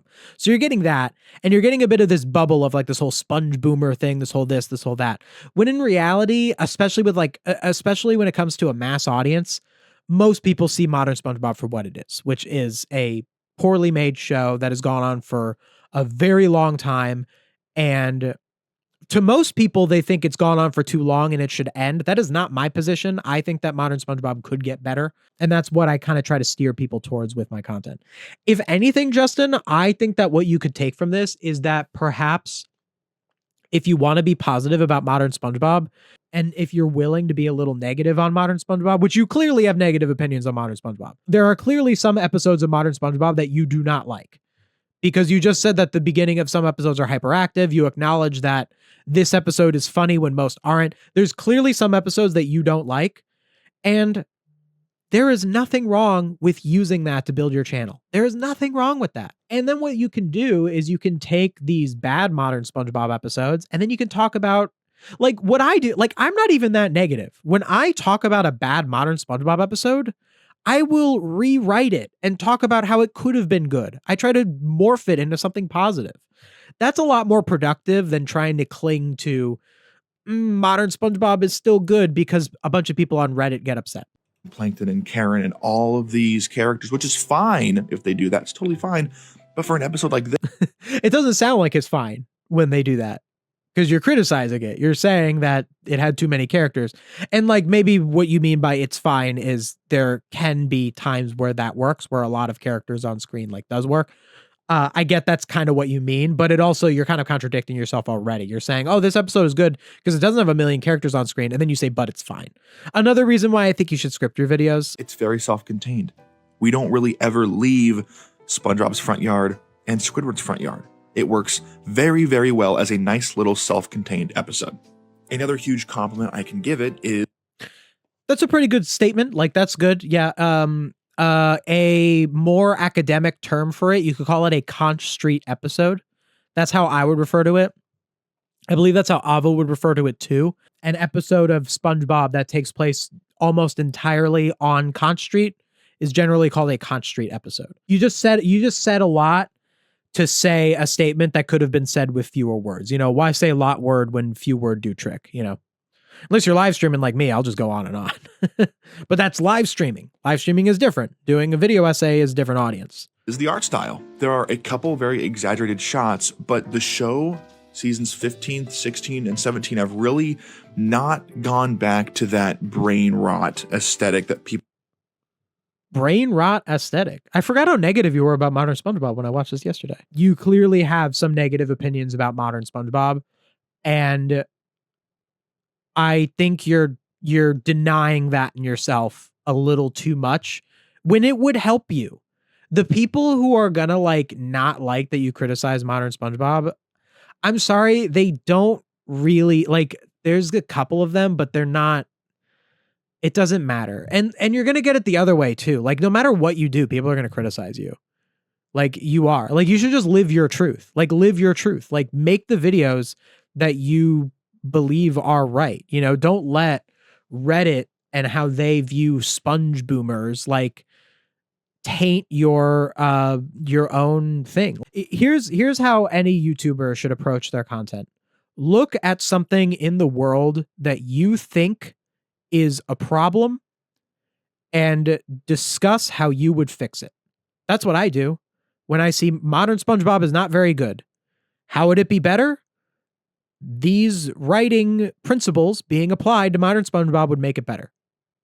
That's what like all of my modern SpongeBob bashing videos are. That's what I think you should look inward with. What do you think is a problem in the world? And what are some ways that you think that we can solve it? And then design your videos around that. Another editing thing, you should use footage. You should not just use screenshots. This was another problem with your whole like first minute. You just have this background here. You're kind of doing the Ava thing, right? Except it's like a Jellyfish Fields background. This background's weird. This must have been an edit. This looks like a Photoshop spot healing tool, where it's like a Photoshop tool where it removes something and it kind of re-puts together the background. It's not AI. It looks a little bit like it's an AI edited image. It's not. That's not what it is. I know what this is. I know the process that does this because it gives that kind of like uncanny look to it when it does it. So that's a little off here. If you notice this is bad. This looks bad that the rock formation is not put together properly in this screenshot. So if you were going to use an image, you should use a different one. What I like to do, I use a different background in all my videos. Like if you look at Just when I thought, like, see, look, I used Conch Street in this one.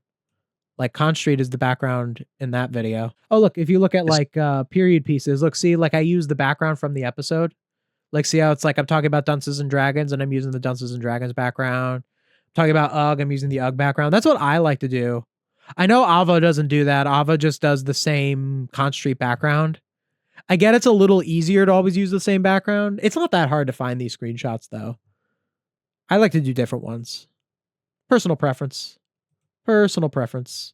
If you want people to think of nighttime Jellyfish Fields and be like, oh, that's like Justin Deep Dives. Like I think that whenever I see Conch Street at night, I think of Ava. You know? And that's not a thing with me because I use different backgrounds every video of mine. So there's no background in SpongeBob where people think of me for it. Well, maybe the library and Sleepy Time, because that's my little logo back here is the library and Sleepy Time. But we got to discuss your editing. So like I said about editing, like my videos are pretty highly edited. Like let's take a look at how some of my editing works. This is from how SpongeBob's period pieces failed. Let's watch a little bit of it. Pest of the West definitely did it worse. Much power. Like they sing a whole song about how evil he is and he comes in and starts bossing everyone around and it's just like, that's not Plankton. Plankton works as a villain because all right, so well I film myself. So Justin, I don't know what your resources are in order to film yourself if you're willing to film yourself. I film myself. I didn't always film myself. I didn't always have the space for it. It's a huge process. Whenever I film myself, I have to set it up. I have lighting equipment. I have a 4K camera. I have a lot of stuff. It's not easy to film yourself. I get it. Sometimes I do little edits. Like in this one, I'm talking about Plankton, so I put Plankton on the screen. He's kind of pathetic, you know? So like, yeah. So like, look at how my videos are structured. Like I have footage. Mute. Let's just mute me. And like, look how everything's in motion. Like all of this stuff is in motion. My fiance does a lot of this editing. She's an animator. She went to school for animation, so she's like really good at finding like the exact, like she picks better footage than me. Sometimes I edit my own footage, but she's like really good at finding the right ones. Like look at how like this was all my fiance. This is brilliant. Like look what she did. So I was comparing Plankton as the villain in Pest of the West to Planktonomora as the villain in Dunces and Dragons, and she actually she found 2 shots of Plankton rubbing his hands together in each spot. That's brilliant. I would not have thought of that myself. That's really smart. So that was all her. But anyway, like these are things that you can learn from this is like, this is a part of the video too. Like it's a part of the artistry. And by the way, you're allowed to use footage. You are. This is fair use. You can use footage. I use up to 6 seconds of footage. I never use more than 6 seconds of footage, whether the footage is speaking or the footage is silent. I never use more than 6 seconds. I have only had a problem with copyright once in that regard. Not talking about Ozzy Fox. Ozzy Fox was different. Ozzy Fox was a whole frivolous copyright claim from Disney, and they put it back. The one time I had an issue with copyright was actually the same day as Ozzy Fox, by the way. So that was a stressful day. The only time I ever had a problem with copyright was this video, 2 hours of SpongeBob writing rules to fall asleep to. And it was the section of this video. This is just a compilation of my other videos. And the one that got copyrighted was my section or my video on the first SpongeBob movie got copyrighted. Very weird. It said you can't get revenue for this video because of this timestamps. And it was only the parts that was the first SpongeBob movie, which is very weird because the original video is still up and it didn't get copyrighted. So I edited it out instead of, I should have just fought it, but I was all nervous because of Ozzy Fox. So I should have fought it. I ended up just cutting it out because it's still 2 hours, still about 2 hours, even without that video in there. That's the only time it happened. I probably could have fought it and I probably would have been fine. Don't be afraid of copyright. You should use the footage. Ava's videos, let's see one that's him reviewing an episode. Here, run if you are slop. So, it finally happened again. Security system to control over Squidward's house. He's so funny. So sometimes Ava uses screenshots. And this episode So there's a screenshot is probably worse. So this is about the house. Okay, so Ava's style. I'm pretty sure what Ava does is while he's talking, he uses screenshots. And then when he shows the footage of the show, he plays the footage with the sound. Ava has complained about copyright. It's happened to him more than me. I think sometimes he's just used too much footage. Pretty sure if you're careful with 6 seconds, it's never going to happen to you. Or if it does happen, you can fight it and you'll be fine. I feel like Ava's editing style, I mean, I know he's very successful, but I do think that perhaps his editing being a little less than something like mine where look at this one. Look at the beginning of this one. I start off, I have stuff moving. I have sound effects every so often.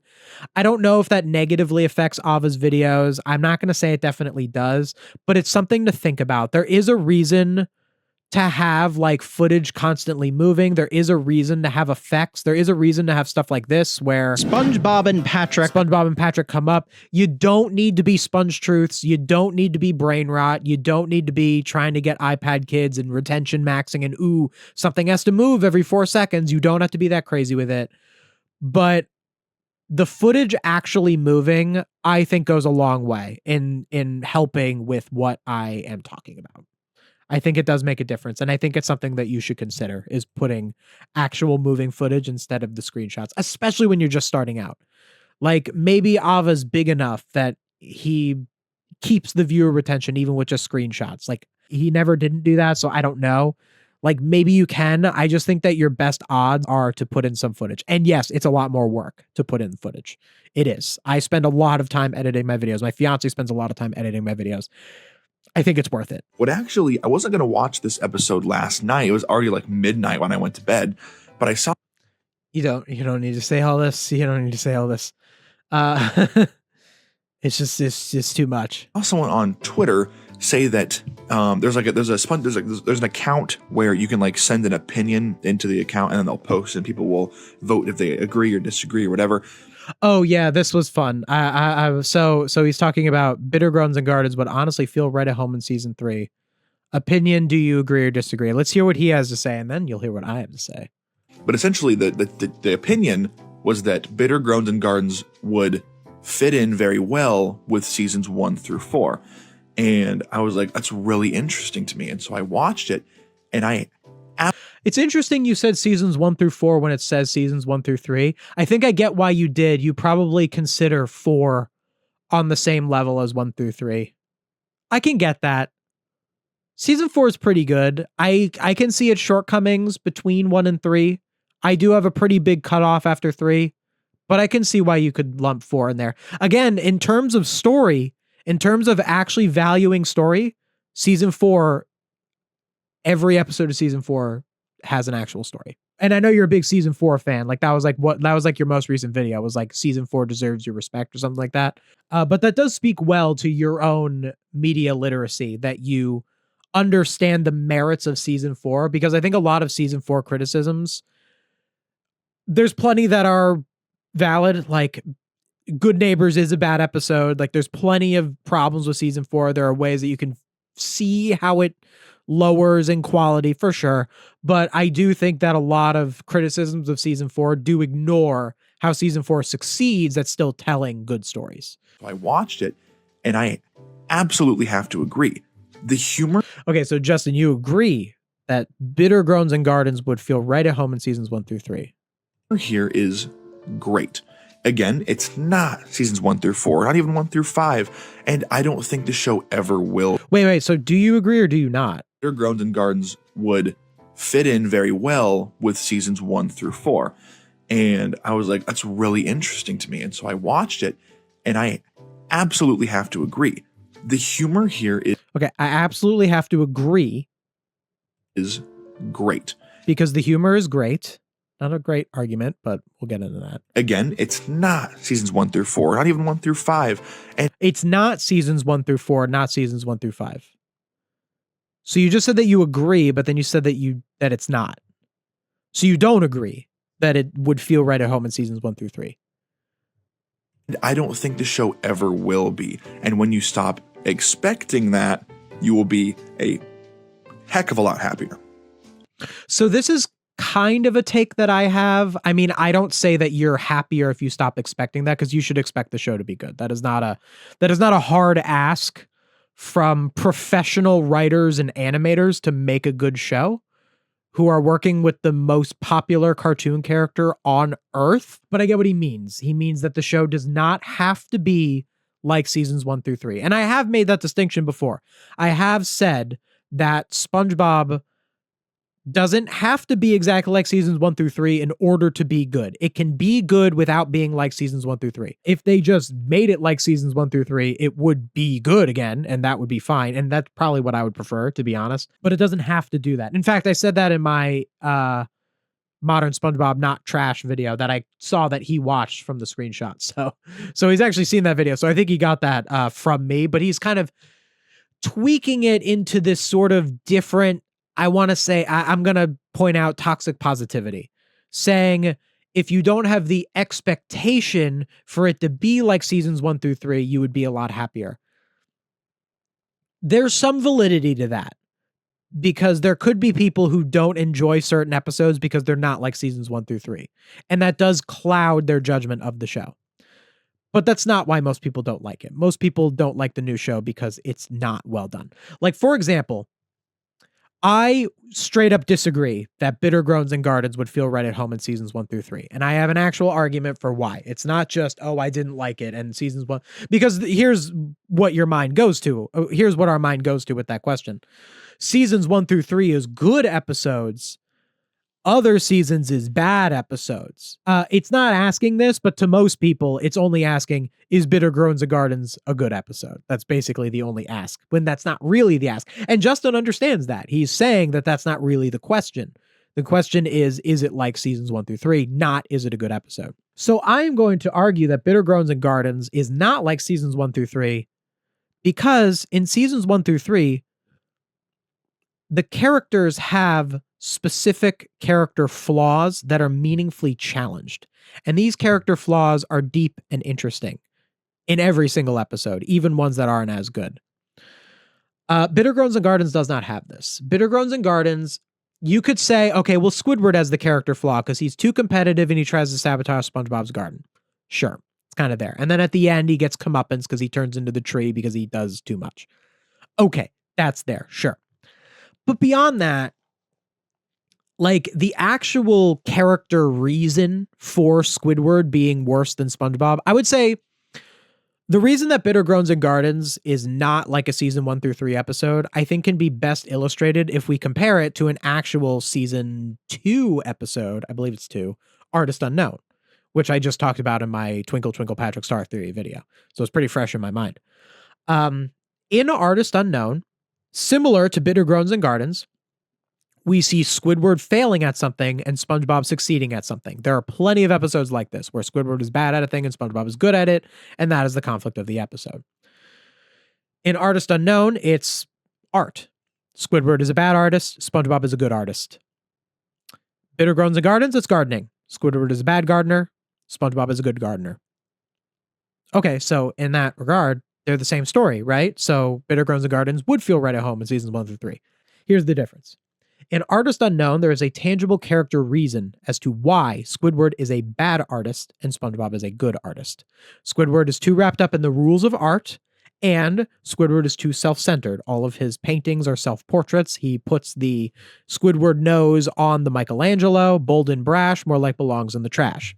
We get it. And SpongeBob is a good artist because he rejects those things, because SpongeBob is a good artist because he is a free spirit, because he is the opposite of those things with Squidward.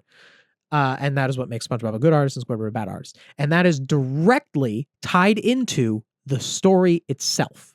The story is about Squidward letting go of all of the rules of art, letting go of all of these pretentiousness, of all of this sort of stuff that makes him a bad artist, which is why in the end of the episode, when Squidward crashes out because he gets frustrated and he breaks all of the stuff, he creates the better statue of David that Monty P. Moneybags says, you are the greatest artist who has ever lived. He thinks it's the janitor. That's the joke, is that Squidward doesn't even get credit for it. But he says you're the greatest artist who ever lived because Squidward let go of all of that in his crash out. His character flaw was let go of in that crash out.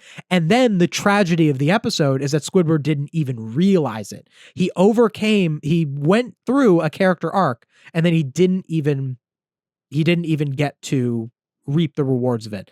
That is why that episode is funny.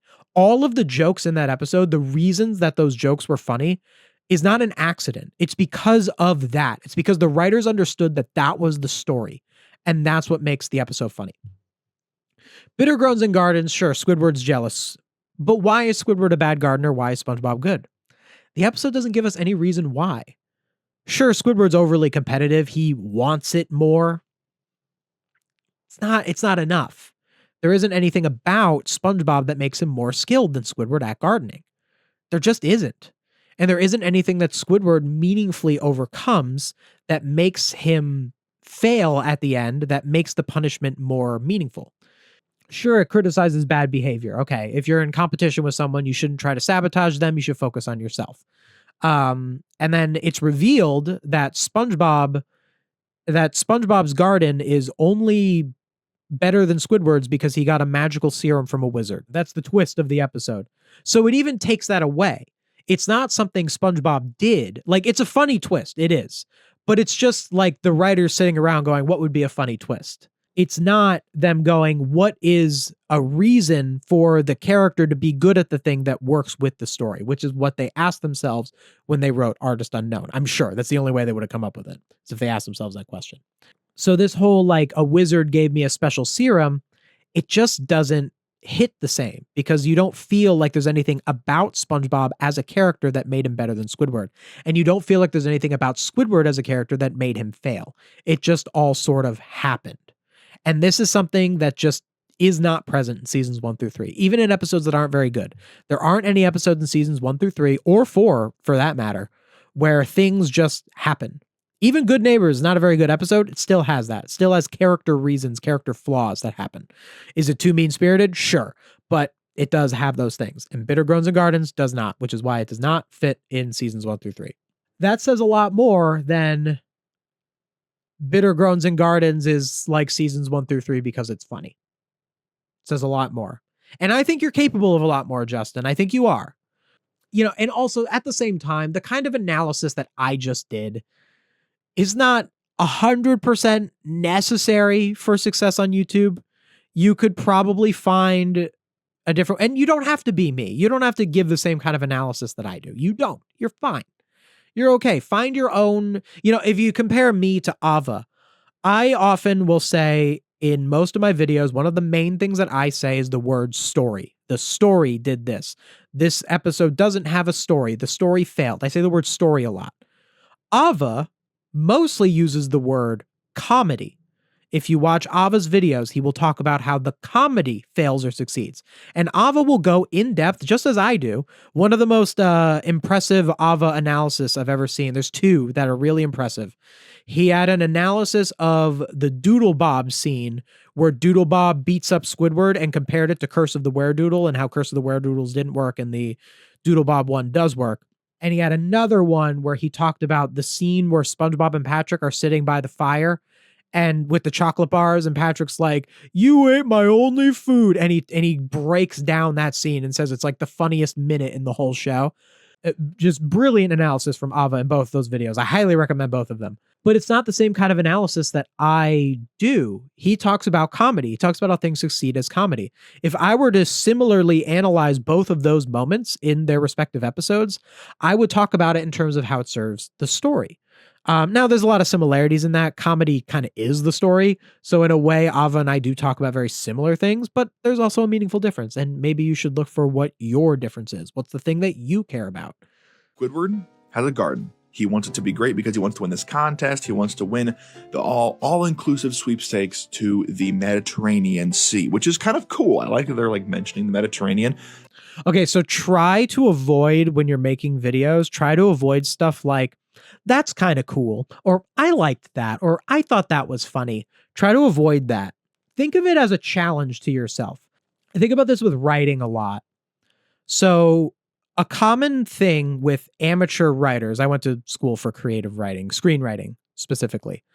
And a lot of times amateur screenwriters will put in they're called action lines. They're the lines in between the lines of dialogue. So like it's SpongeBob approaches Squidward and then SpongeBob line, "Hi Squidward." So SpongeBob approaches Squidward would be the action line. It's the action. And sometimes amateur screenwriters, we learned this in school, is amateur screenwriters will often put in the action lines, "SpongeBob is sad," or "SpongeBob is angry." And you are recommended to not do that.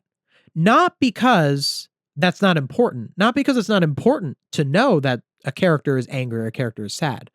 But because when you put in an action line, character is angry or character is sad, you're using it as a crutch.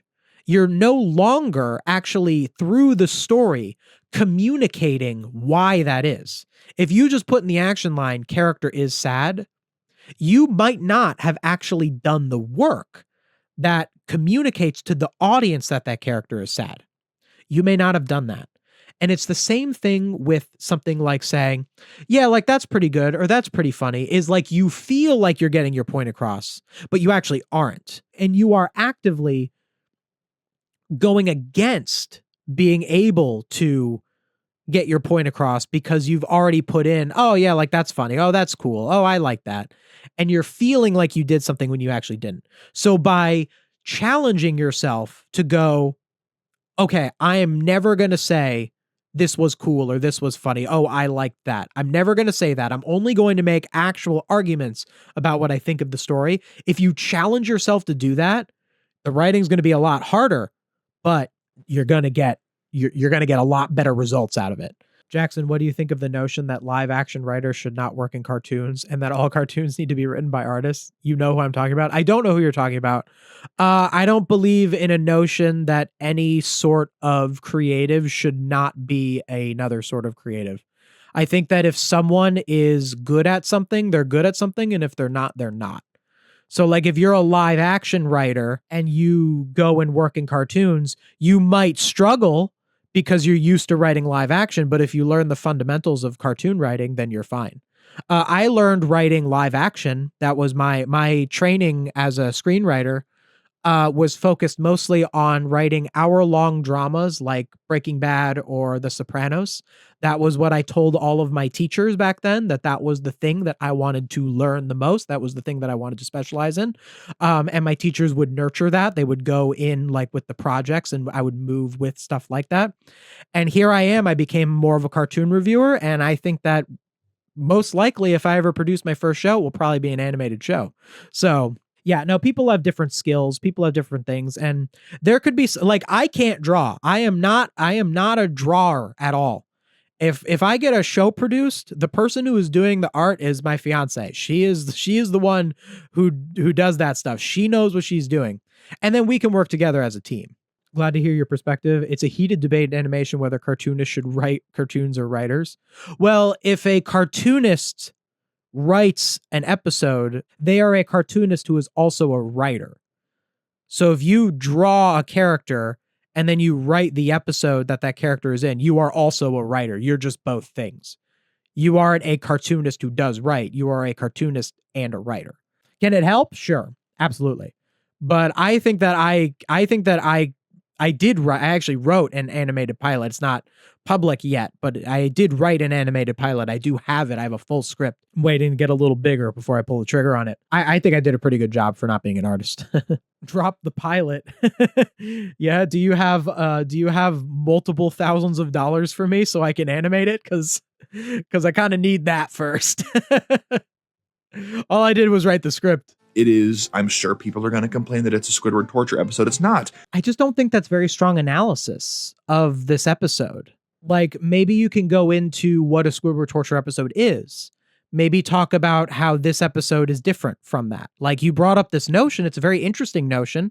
Someone would think that this is a Squidward torture episode at first glance. You think it's not. Why do you think it's not? You just said it's not. He really doesn't go through anything physical at all. He really doesn't go through anything physical at all. You need more. You need more to defend that point. There's so much more you could have said about story. First of all, the Squidward torture thing is generally about Squidward deserving the things that happen to him, not so much that Squidward goes through physical pain. You're operating on a wavelength that's a little lower than the one you should be operating on, which is what is the deeper meaning, rather than it just being the surface level Squidward gets hurt, so it's Squidward torture, or he doesn't get hurt, so it's not Squidward torture. And there are some really great gags with, like, at the first thing, Squidward's like, you know what, I have this bag of weed seed, which I don't know why you would ever have a bag of weeds, but that's hilarious. He goes to SpongeBob's garden and he's like, I'm going to dump all these weeds in here. It's going to be terrible. It's going to ruin him. And I'm going to get the sweepstakes. And he throws the weed seeds down and the weeds turn into flowers. Like, the weeds sprout out and the flowers all around them like intoxicate them and they turn to flowers. It's fantastic. It is so funny that, like, of course that's Squidward's luck. So Squidward's like, oh my gosh, perfect. These are actually flowers, not weeds. He goes back to his garden. Throws the weed seeds down. What do you know? There actually are weeds, and they start beating up and killing his flowers. It's so funny. Like, this is the writing that I love. It's so witty. It's again, it's not golden era, but it's witty, it's clever, it's simple, and this is a prime example of an episode where less is more. So I feel like your intention here was to analyze this joke. I can tell you really liked this joke, and I can tell that your intention was to analyze it. But it seems like you mostly just explained the joke and then said it's funny. My mind goes to, no villains are safe with the recapping and just like saying what jokes are. It's not the same, obviously. I can tell that you didn't intend to do that. I can tell it's not cynical. It's not like anything like that. I think that the problem is that you saw this joke and you really liked this joke, but I don't think you really were able to put into words why this joke worked. You kind of did. You said, of course, that's Squidward's luck. Of course, that's this. And I think there's a couple issues you are running into with this. First of all, you are putting this joke on a pedestal when the joke in a vacuum is funny, sure. But the problem with this joke is that, like I said, Squidward's character and SpongeBob's character are non-existent in this episode. The reason that Squidward is a bad gardener, the reason that SpongeBob is a good gardener is not, it doesn't have anything to do with their characters. So a joke like this would have worked a lot better in an episode like Artist Unknown, where there were personality reasons why this happened with the weeds. This episode didn't really do that. And it leaves you with very little to analyze about it because it is kind of a shallow joke. It is. It's a funny joke. I get why you liked it. But without that actual deeper character narrative, there isn't really much to discuss about it. So you kind of found yourself in this position where you're giving commentary on something that didn't really have a lot of positive commentary to it, because I think that you want to find good things about it. Like you even said, it was a little backhanded. It's so witty. It's again, it's not golden era, but it's not golden era. So even that's an insult to that joke, actually. I think that's a huge insult to that joke, to say it's not golden era. Is like you're basically saying it's not as funny as something in the first 3 seasons. Or I guess golden era could be 4 and 5 too. If golden era, I guess to you golden era would also include 4. Yeah, I think like you wanted to talk about this joke, but I think you were either limited by needing to be positive or just limited by the fact that it's not a joke that had a lot of great analysis.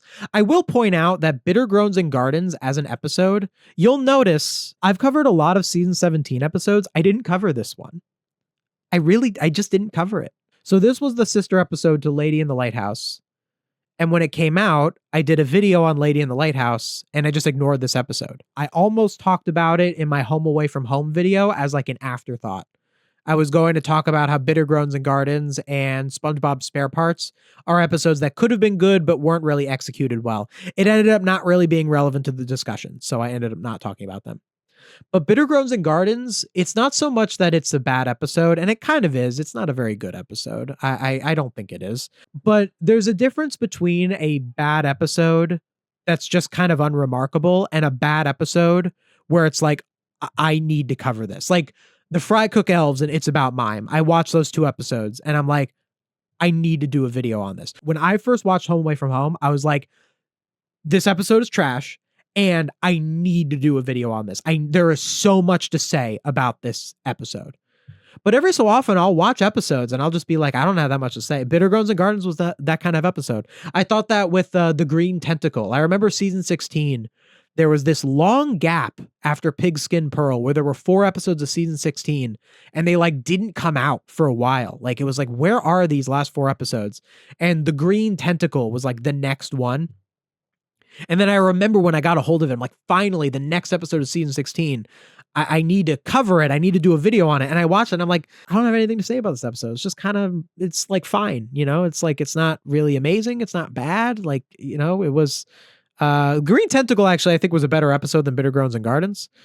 Similar episodes, both had to do with gardening. I think you kind of with this video, and he even told me he got like 5,000 views on it, which is actually a lot for a channel of his size. I was actually surprised that it did.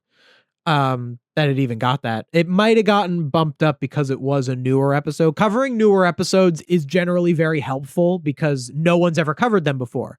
If I do a video on, for example, the Splinter, which we looked at earlier, I am competing with Mr. Enter's video on the Splinter from 10 years ago, you know? But like when you cover last week's Modern SpongeBob episode, you know, you got a lot less competition. No one's seen the episode yet. And a lot of people, here's another thing that will benefit you when you're covering Modern SpongeBob negatively. A lot of people don't watch Modern SpongeBob, but they are interested enough in the show that they watch YouTubers talk about Modern SpongeBob. And most of those people are people who think Modern SpongeBob is trash. If they liked the show, if they still liked Modern SpongeBob, they would just watch the episode, which makes them less likely to watch your video on it. A lot of people, and again, I don't condone this. I encourage people to actually watch the episodes that I talk about and to form their own opinions. But I also am aware of the reality that that's not what people do. I am aware that that is the reality, that a lot of people who will watch a video on the episode of season 17, Modern SpongeBob, Bitter Groans and Gardens, a lot of people who watch that are people who are like, oh, I don't want to watch Modern SpongeBob, it's trash, but let's see how trash it is by watching this YouTuber. That is most people who would watch such a video. And perhaps you got a good amount of views on this relative to your size, because it said it was a great episode. Maybe they were curious because they were like, it's a great episode. Modern SpongeBob made a good episode. Like you can get that for sure. But it's just something to think about. The episode continues, and I saw someone actually complaining that Squidward would never do this. Yeah, shut up. Squidward gets in a plane and he dumps a bunch of... I was a little hostile. You can be hostile at times. Let's talk about being mean. Cause okay, Justin, like we know you have a bit of a mean side. It's been revealed. It's okay. We're all a little mean. You know, I know you kind of put this positivity out there. You want to be positive, but like, you know, We saw Ava sucks. Jackson Finelli is annoying. Don't we all? No, I don't want to make you feel bad. Look, but honestly, perhaps a possible reason why that happened, why you kind of let out this sort of meanness, is maybe because you have this sort of need to be positive, but you can be mean. I'm mean all the time to people that I disagree with. But I'm very precisely mean. I'm very specific with how I'm mean. You got to be careful about being mean. You really, like, people will think like, oh man, Jackson can be so mean to like certain, like people who have certain opinions. I am so specific. If I decide to be mean to someone, it means that I have thought about it. Like I've really thought, like when I say like bad stuff about like the person behind SpongeTruths and how they're like a tech bro loser and like that their channel shouldn't exist and they're someone. I said about SpongeTruths in my most recent video, I said that SpongeTruths is someone who rejects the social contract of humanity because they don't put out anything that is good for people and they just want to take money and not do anything good. Like I literally said that about SpongeTruths. That is a really horrible thing to say about another human being, that they reject the social construct. That is what I said about another person who I don't even personally know. I stand by it 100%. I thought about it. I thought about how, like, I'm like, is this the right way to say it? Like I say stuff like that all the time. I've referred to people who disagree with me as media illiterate troglodytes.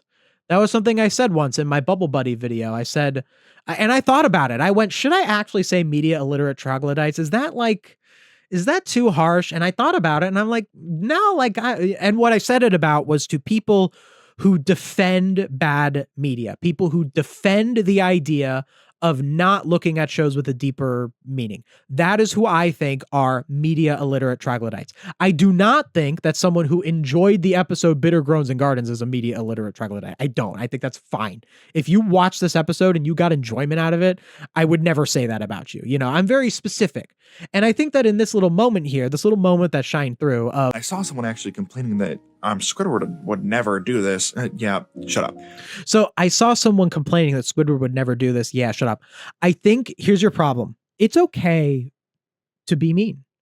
And I think perhaps the reason that your meanness is misfiring at this person who said this thing about how Squidward would never do this. I don't know who you're talking about. I didn't see the comment or the post that said that about how Squidward would never do that. I don't know the argument, but I think from what it sounds like, I feel like the better way to have addressed that would be to bring up the other person's argument and just kind of refute it.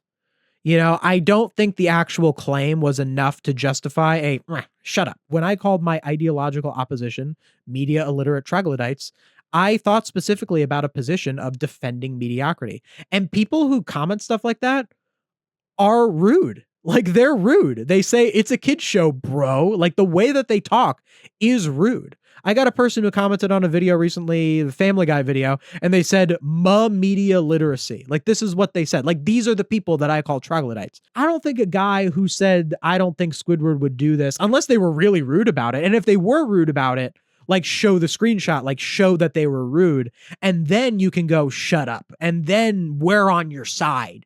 But when you kind of mention it offhandedly, I just think what it is that we all got to blow steam. We all have ideological enemies. We do. We should be honest with ourselves about that. All right. Mine are AI channels and conservatives. Like, those are my ideological enemies.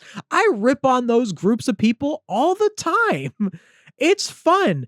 Find who those people are. They're out there. There's some bad people out there. Put your negative energy towards them. They are the people who created that negative energy in the first place. Find it and put it towards them, and be very precise with how you do it. Be very precise. I think that I have threaded a needle where when I am mean in a way that really works. Or even just look at Ava, I thought it was a bit much. He called you a loser. I'll be honest about that. I wouldn't use that sort of language myself, but that's kind of Ava's thing. That's kind of who he is, just the way he said it was just like, that's just who, that's sort of like monotone, like, sort of like, I couldn't say someone is a loser like that, like if I did, it would really sting, but like Ava sounds like a guy you're hanging out with in the basement talking about SpongeBob. Like, that's why I think his channel is successful, because he feels like he's your buddy in a basement and he's just ranting about modern SpongeBob and you're laughing, like talking about the show with your buddy. That's like Ava's thing. I come off like a college professor. I know who I am. So when I say something mean, it stings. So I am very careful about when I am mean. You should just find yourself, and I think you're still finding yourself a bit. I think that you don't have as much of that identity just yet in what I'm seeing here. I think that you're still, and it's fine. Sometimes that doesn't come up. I didn't realize that I wanted to be like a professor in my first video. It took me a little while to realize that. It took me a little while to be like, oh yeah, like I'm kind of like a nerdy college professor, aren't I? Isn't that's kind of who I am, you know? Like it takes a little while. And I'm sure Ava did a couple of videos where he's like, I don't know if he actively is aware that he comes off as your buddy talking to you about SpongeBob in a basement. I think he would take that as a compliment. That is a compliment. It takes talent as a creator to make someone feel like that when they're watching it. But I'm sure Ava knows that he comes off like he's, your buddy talking about SpongeBob. I'm sure he's aware of that. I'm sure he leans into that. And I think you need a little bit of that too. And I think when you figure that out, then you can find a way to be mean. I think the biggest thing about being mean, to kind of end off on this being mean thing, is you should really only be mean to people when like they started it. Like when they are, cause I'm only mean to people when they started it. Like like media illiterate troglodytes. That insult can only affect someone who actively goes out of their way to already be like, it's a kid's show, bro. I don't care who cares? It's SpongeBob. Like these are people who have already taken that offensive thing. Or when I talk, or, when I get, I don't get super political all the time, but even when I talk about like conservatives or Trump supporters or all these sorts of people, like these are people who have actively chosen to adopt a nasty persona of hate and malice, like these, and like, I'm not telling you to be political or anything, like, in fact, I wouldn't recommend it. It's not easy. It's not fun that's why I'm political so rarely, but like that can kind of help you with that sort of thing. Like a guy on Reddit saying Squidward would never do this. I'm sorry. Like these people are just like, even the people in like these Reddit posts that like were speaking negatively of me. Like I'm really, which one was it? Yeah, this one. Like I said a couple of things where I was like, yeah, like you didn't watch the video, which I think is factually true, but I wouldn't call this person like a troglodyte, like I'm not really that, I'm not really that malicious towards any of the people in this comment section. At least I don't think so. I kind of clowned on this guy, but like that was me just like kind of clowning, right? I didn't go shut up, I didn't say shut up to this guy through the computer monitor, but I kind of was, I was being sarcastic, I was being silly, you just got to find the right way to do it, that's all I'm saying. That's all I'm saying. That's not your video. Squidward gets in a plane and he dumps a bunch of radioactive waste, radioactive chemicals all over SpongeBob's house and his garden. And he's like, I'm going to be honest. I think you're recapping a little too much. Your recapping to analysis ratio is off. I know you're not doing it intentionally. I can tell that. Because No Villains Are Safe does it intentionally. SpongeTruths does, well, the AI does it, but it's malicious from them. You are not being malicious. I know you're not. You just need to look at the ratio of how much you're describing what's happening in the episode and weigh it against the things that you're saying that are commentary. Another thing that's not helping is that most of your commentary is nothing more than saying, oh, this is funny. Oh, well, that's silly. And again, I think really the biggest problem, this might be a problem with just this video. I don't know. I'm not going to really have time to look at any of your other videos today. So it could just be a problem with this. Maybe when you covered other episodes, you had more to say. I think it's an issue with just Bitter Groans and Gardens. It just was not a good episode to cover. It's just, there's so little to say about it. There's a reason I didn't cover it. I thought about doing a video on it where I would compare it to Artist Unknown. I already did that with the Susie Groove episode. I've already talked about Artist Unknown a bunch of times. I just didn't cover Bitter Groans and Gardens. It just wasn't a very good episode for it. And the judges are like, oh my gosh, this is the coolest. Yeah, I remember this part. You went really on, and you were kind of just recapping here. Like you really were. I watched this last night When you were talking about the end here, get the trip. Like Squidward doesn't get to go. like you're saying, and you're a little bit kind of going on that line of like, oh, Squidward doesn't get to go. Like you're almost discussing it like they're real people rather than they're characters in a show. And that undermines your ability to properly analyze the show. There is a place to take the characters seriously like that. A theory video is one. If you watch my Twinkle Twinkle Patrick Star theory, there's a couple of times where I took on almost a persona like I was within the actual show. When I was talking about like Patrick's song and all that, and like how it would mean so, if you analyze the song and the whole thing, watch my Twinkle Twinkle Patrick Star theory. It's great. I think you're just kind of skirting that line a little too much of like, saying, oh, SpongeBob gets to go and Squidward doesn't get to go. Like, go into the story reasons for that. Go into like, I think you said something along the lines of like SpongeBob, you're talking too much about what just happens in the story rather than what it represents. Like, obviously, like SpongeBob winning represents that Squidward lost as, the Squidward didn't meaningfully overcome his character flaw, and that's why Squidward lost. But the episode didn't do a very good job of that. So you don't really have a lot to say about it. Like, I think the problem is that you're looking for positivity in a subject that just isn't really that positive. And that's kind of hard. Like, you can find good modern SpongeBob episodes for sure. But, I think having your whole identity be modern SpongeBob is like fine, actually. Well, you're kind of coming up against reality here. There's a big conflict with the material reality that modern SpongeBob just isn't that good. And I think we're seeing that here with how you're struggling to find things to talk about with Bitter Groans and Garden. Look, maybe you genuinely think modern SpongeBob is like good. Maybe you're leaning too much into wanting it to be good, and maybe you can address that. Or maybe you just saw all of those commenters on r/SpongeBob and you feel like you have to say that it's good because you're letting that loud vocal minority dictate your content. I don't know. I don't know exactly why. I think you need to ask yourself that question. Why do I think that modern SpongeBob is good? Ask yourself that question. I'm not going to tell you what you can and can't like. If you ask yourself that question and you come to the conclusion, no, I think modern SpongeBob is good. I think it has merit. You need to find the reasons why. And those reasons why, that's the key to your content. That's what your content should be, saying why. I'm not seeing why. I'm seeing you describing an episode and saying sometimes it's funny. I need to see why. And your audience needs to see why. Or if you're willing to concede that modern SpongeBob is not that good, well, Ava and I don't know about Ava. I don't know how he feels. I can't speak for him. I've never met the guy. I've never spoken to him. I'm sure Ava and I will talk someday. I'd love to interview him. Actually, I would love an Ava interview, and I'm willing to collab on anything if Ava wants me to be on the Be Honest channel.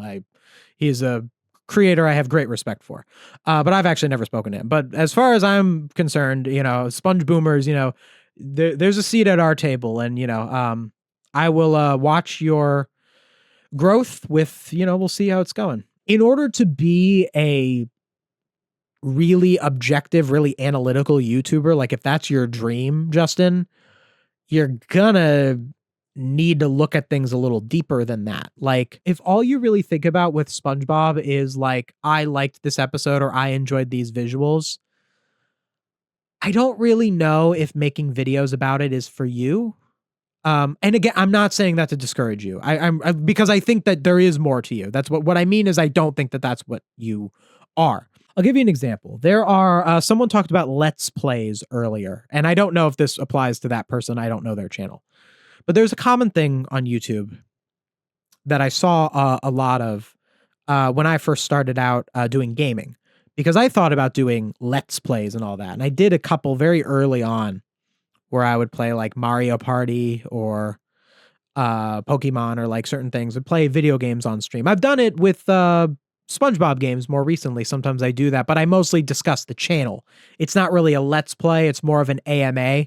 It's more of my audience can ask me questions about anything while I play a SpongeBob game. That's generally how I've been doing video games playing on my channel lately. But anyway, there's a common thing with Let's Plays where people will play a video game and they'll give like no commentary. Like let's say they're playing Super Mario Odyssey. Let's say someone plays Super Mario Odyssey. 1 million people have played Super Mario Odyssey on live stream. Most people who play Super Mario Odyssey on streams and do well are challenge runners, are speed runners. They don't just play the game like vanilla. There's a couple, there's long plays, there's major Let's Player YouTubers who've been around for a decade, who it's like they're the guy you go to when they play the game. I'm not talking about any of them. I'm talking about a random person who sits down and puts a camera in front of their face and they play Super Mario Odyssey, and every so often they go, oh, I jump on the guy. Oh, I did this. Oh, I'm fighting Bowser. And they provide very little commentary beyond that. Let's say they even talk the whole time. They narrate the whole game. Oh, I'm doing this jump here. Oh, I got some coins. Yada, yada, yada. I think that the problem with this sort of content, this sort of Let's Play content, is that the person who's making it, they're someone who clearly likes the game that they're playing. They love Mario Odyssey. Oh, Mario Odyssey. Oh, it's like my favorite game. And they see this thing that they love. And in their mind, they want to take ownership of it in a way. They see a thing that is interesting to them and they want to have it as their own. And the truth is you can't. You didn't make Super Mario Odyssey. You didn't create it. There will never be a world in which you did create it. You could maybe go to school and learn game design and design your own game. That would be very difficult. You could maybe, if you really love Mario, you could buckle down. You could become a game reviewer. You could review games. You could talk about games. Or you could become a speed runner, a challenge runner like Small Ant, and you could be popular for playing Mario Odyssey, this thing that you love.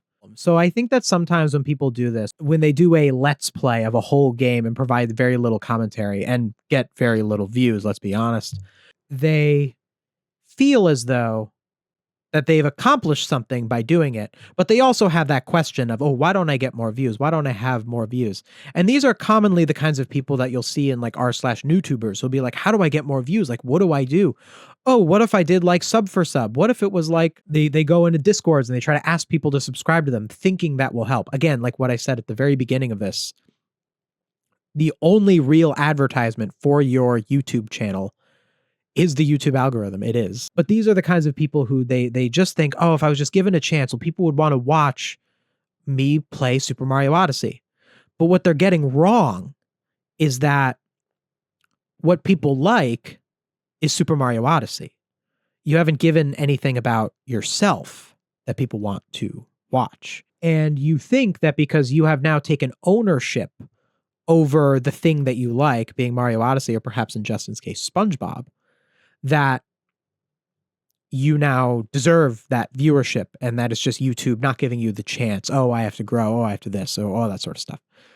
Now, Justin, I have a pretty hard question to ask you, and I really want you to look inward to yourself and really think, am I covering SpongeBob because I am trying to use the show transformatively to teach people about something important or to entertain people on a deeper level? Or do I just really like SpongeBob and want to take ownership of that?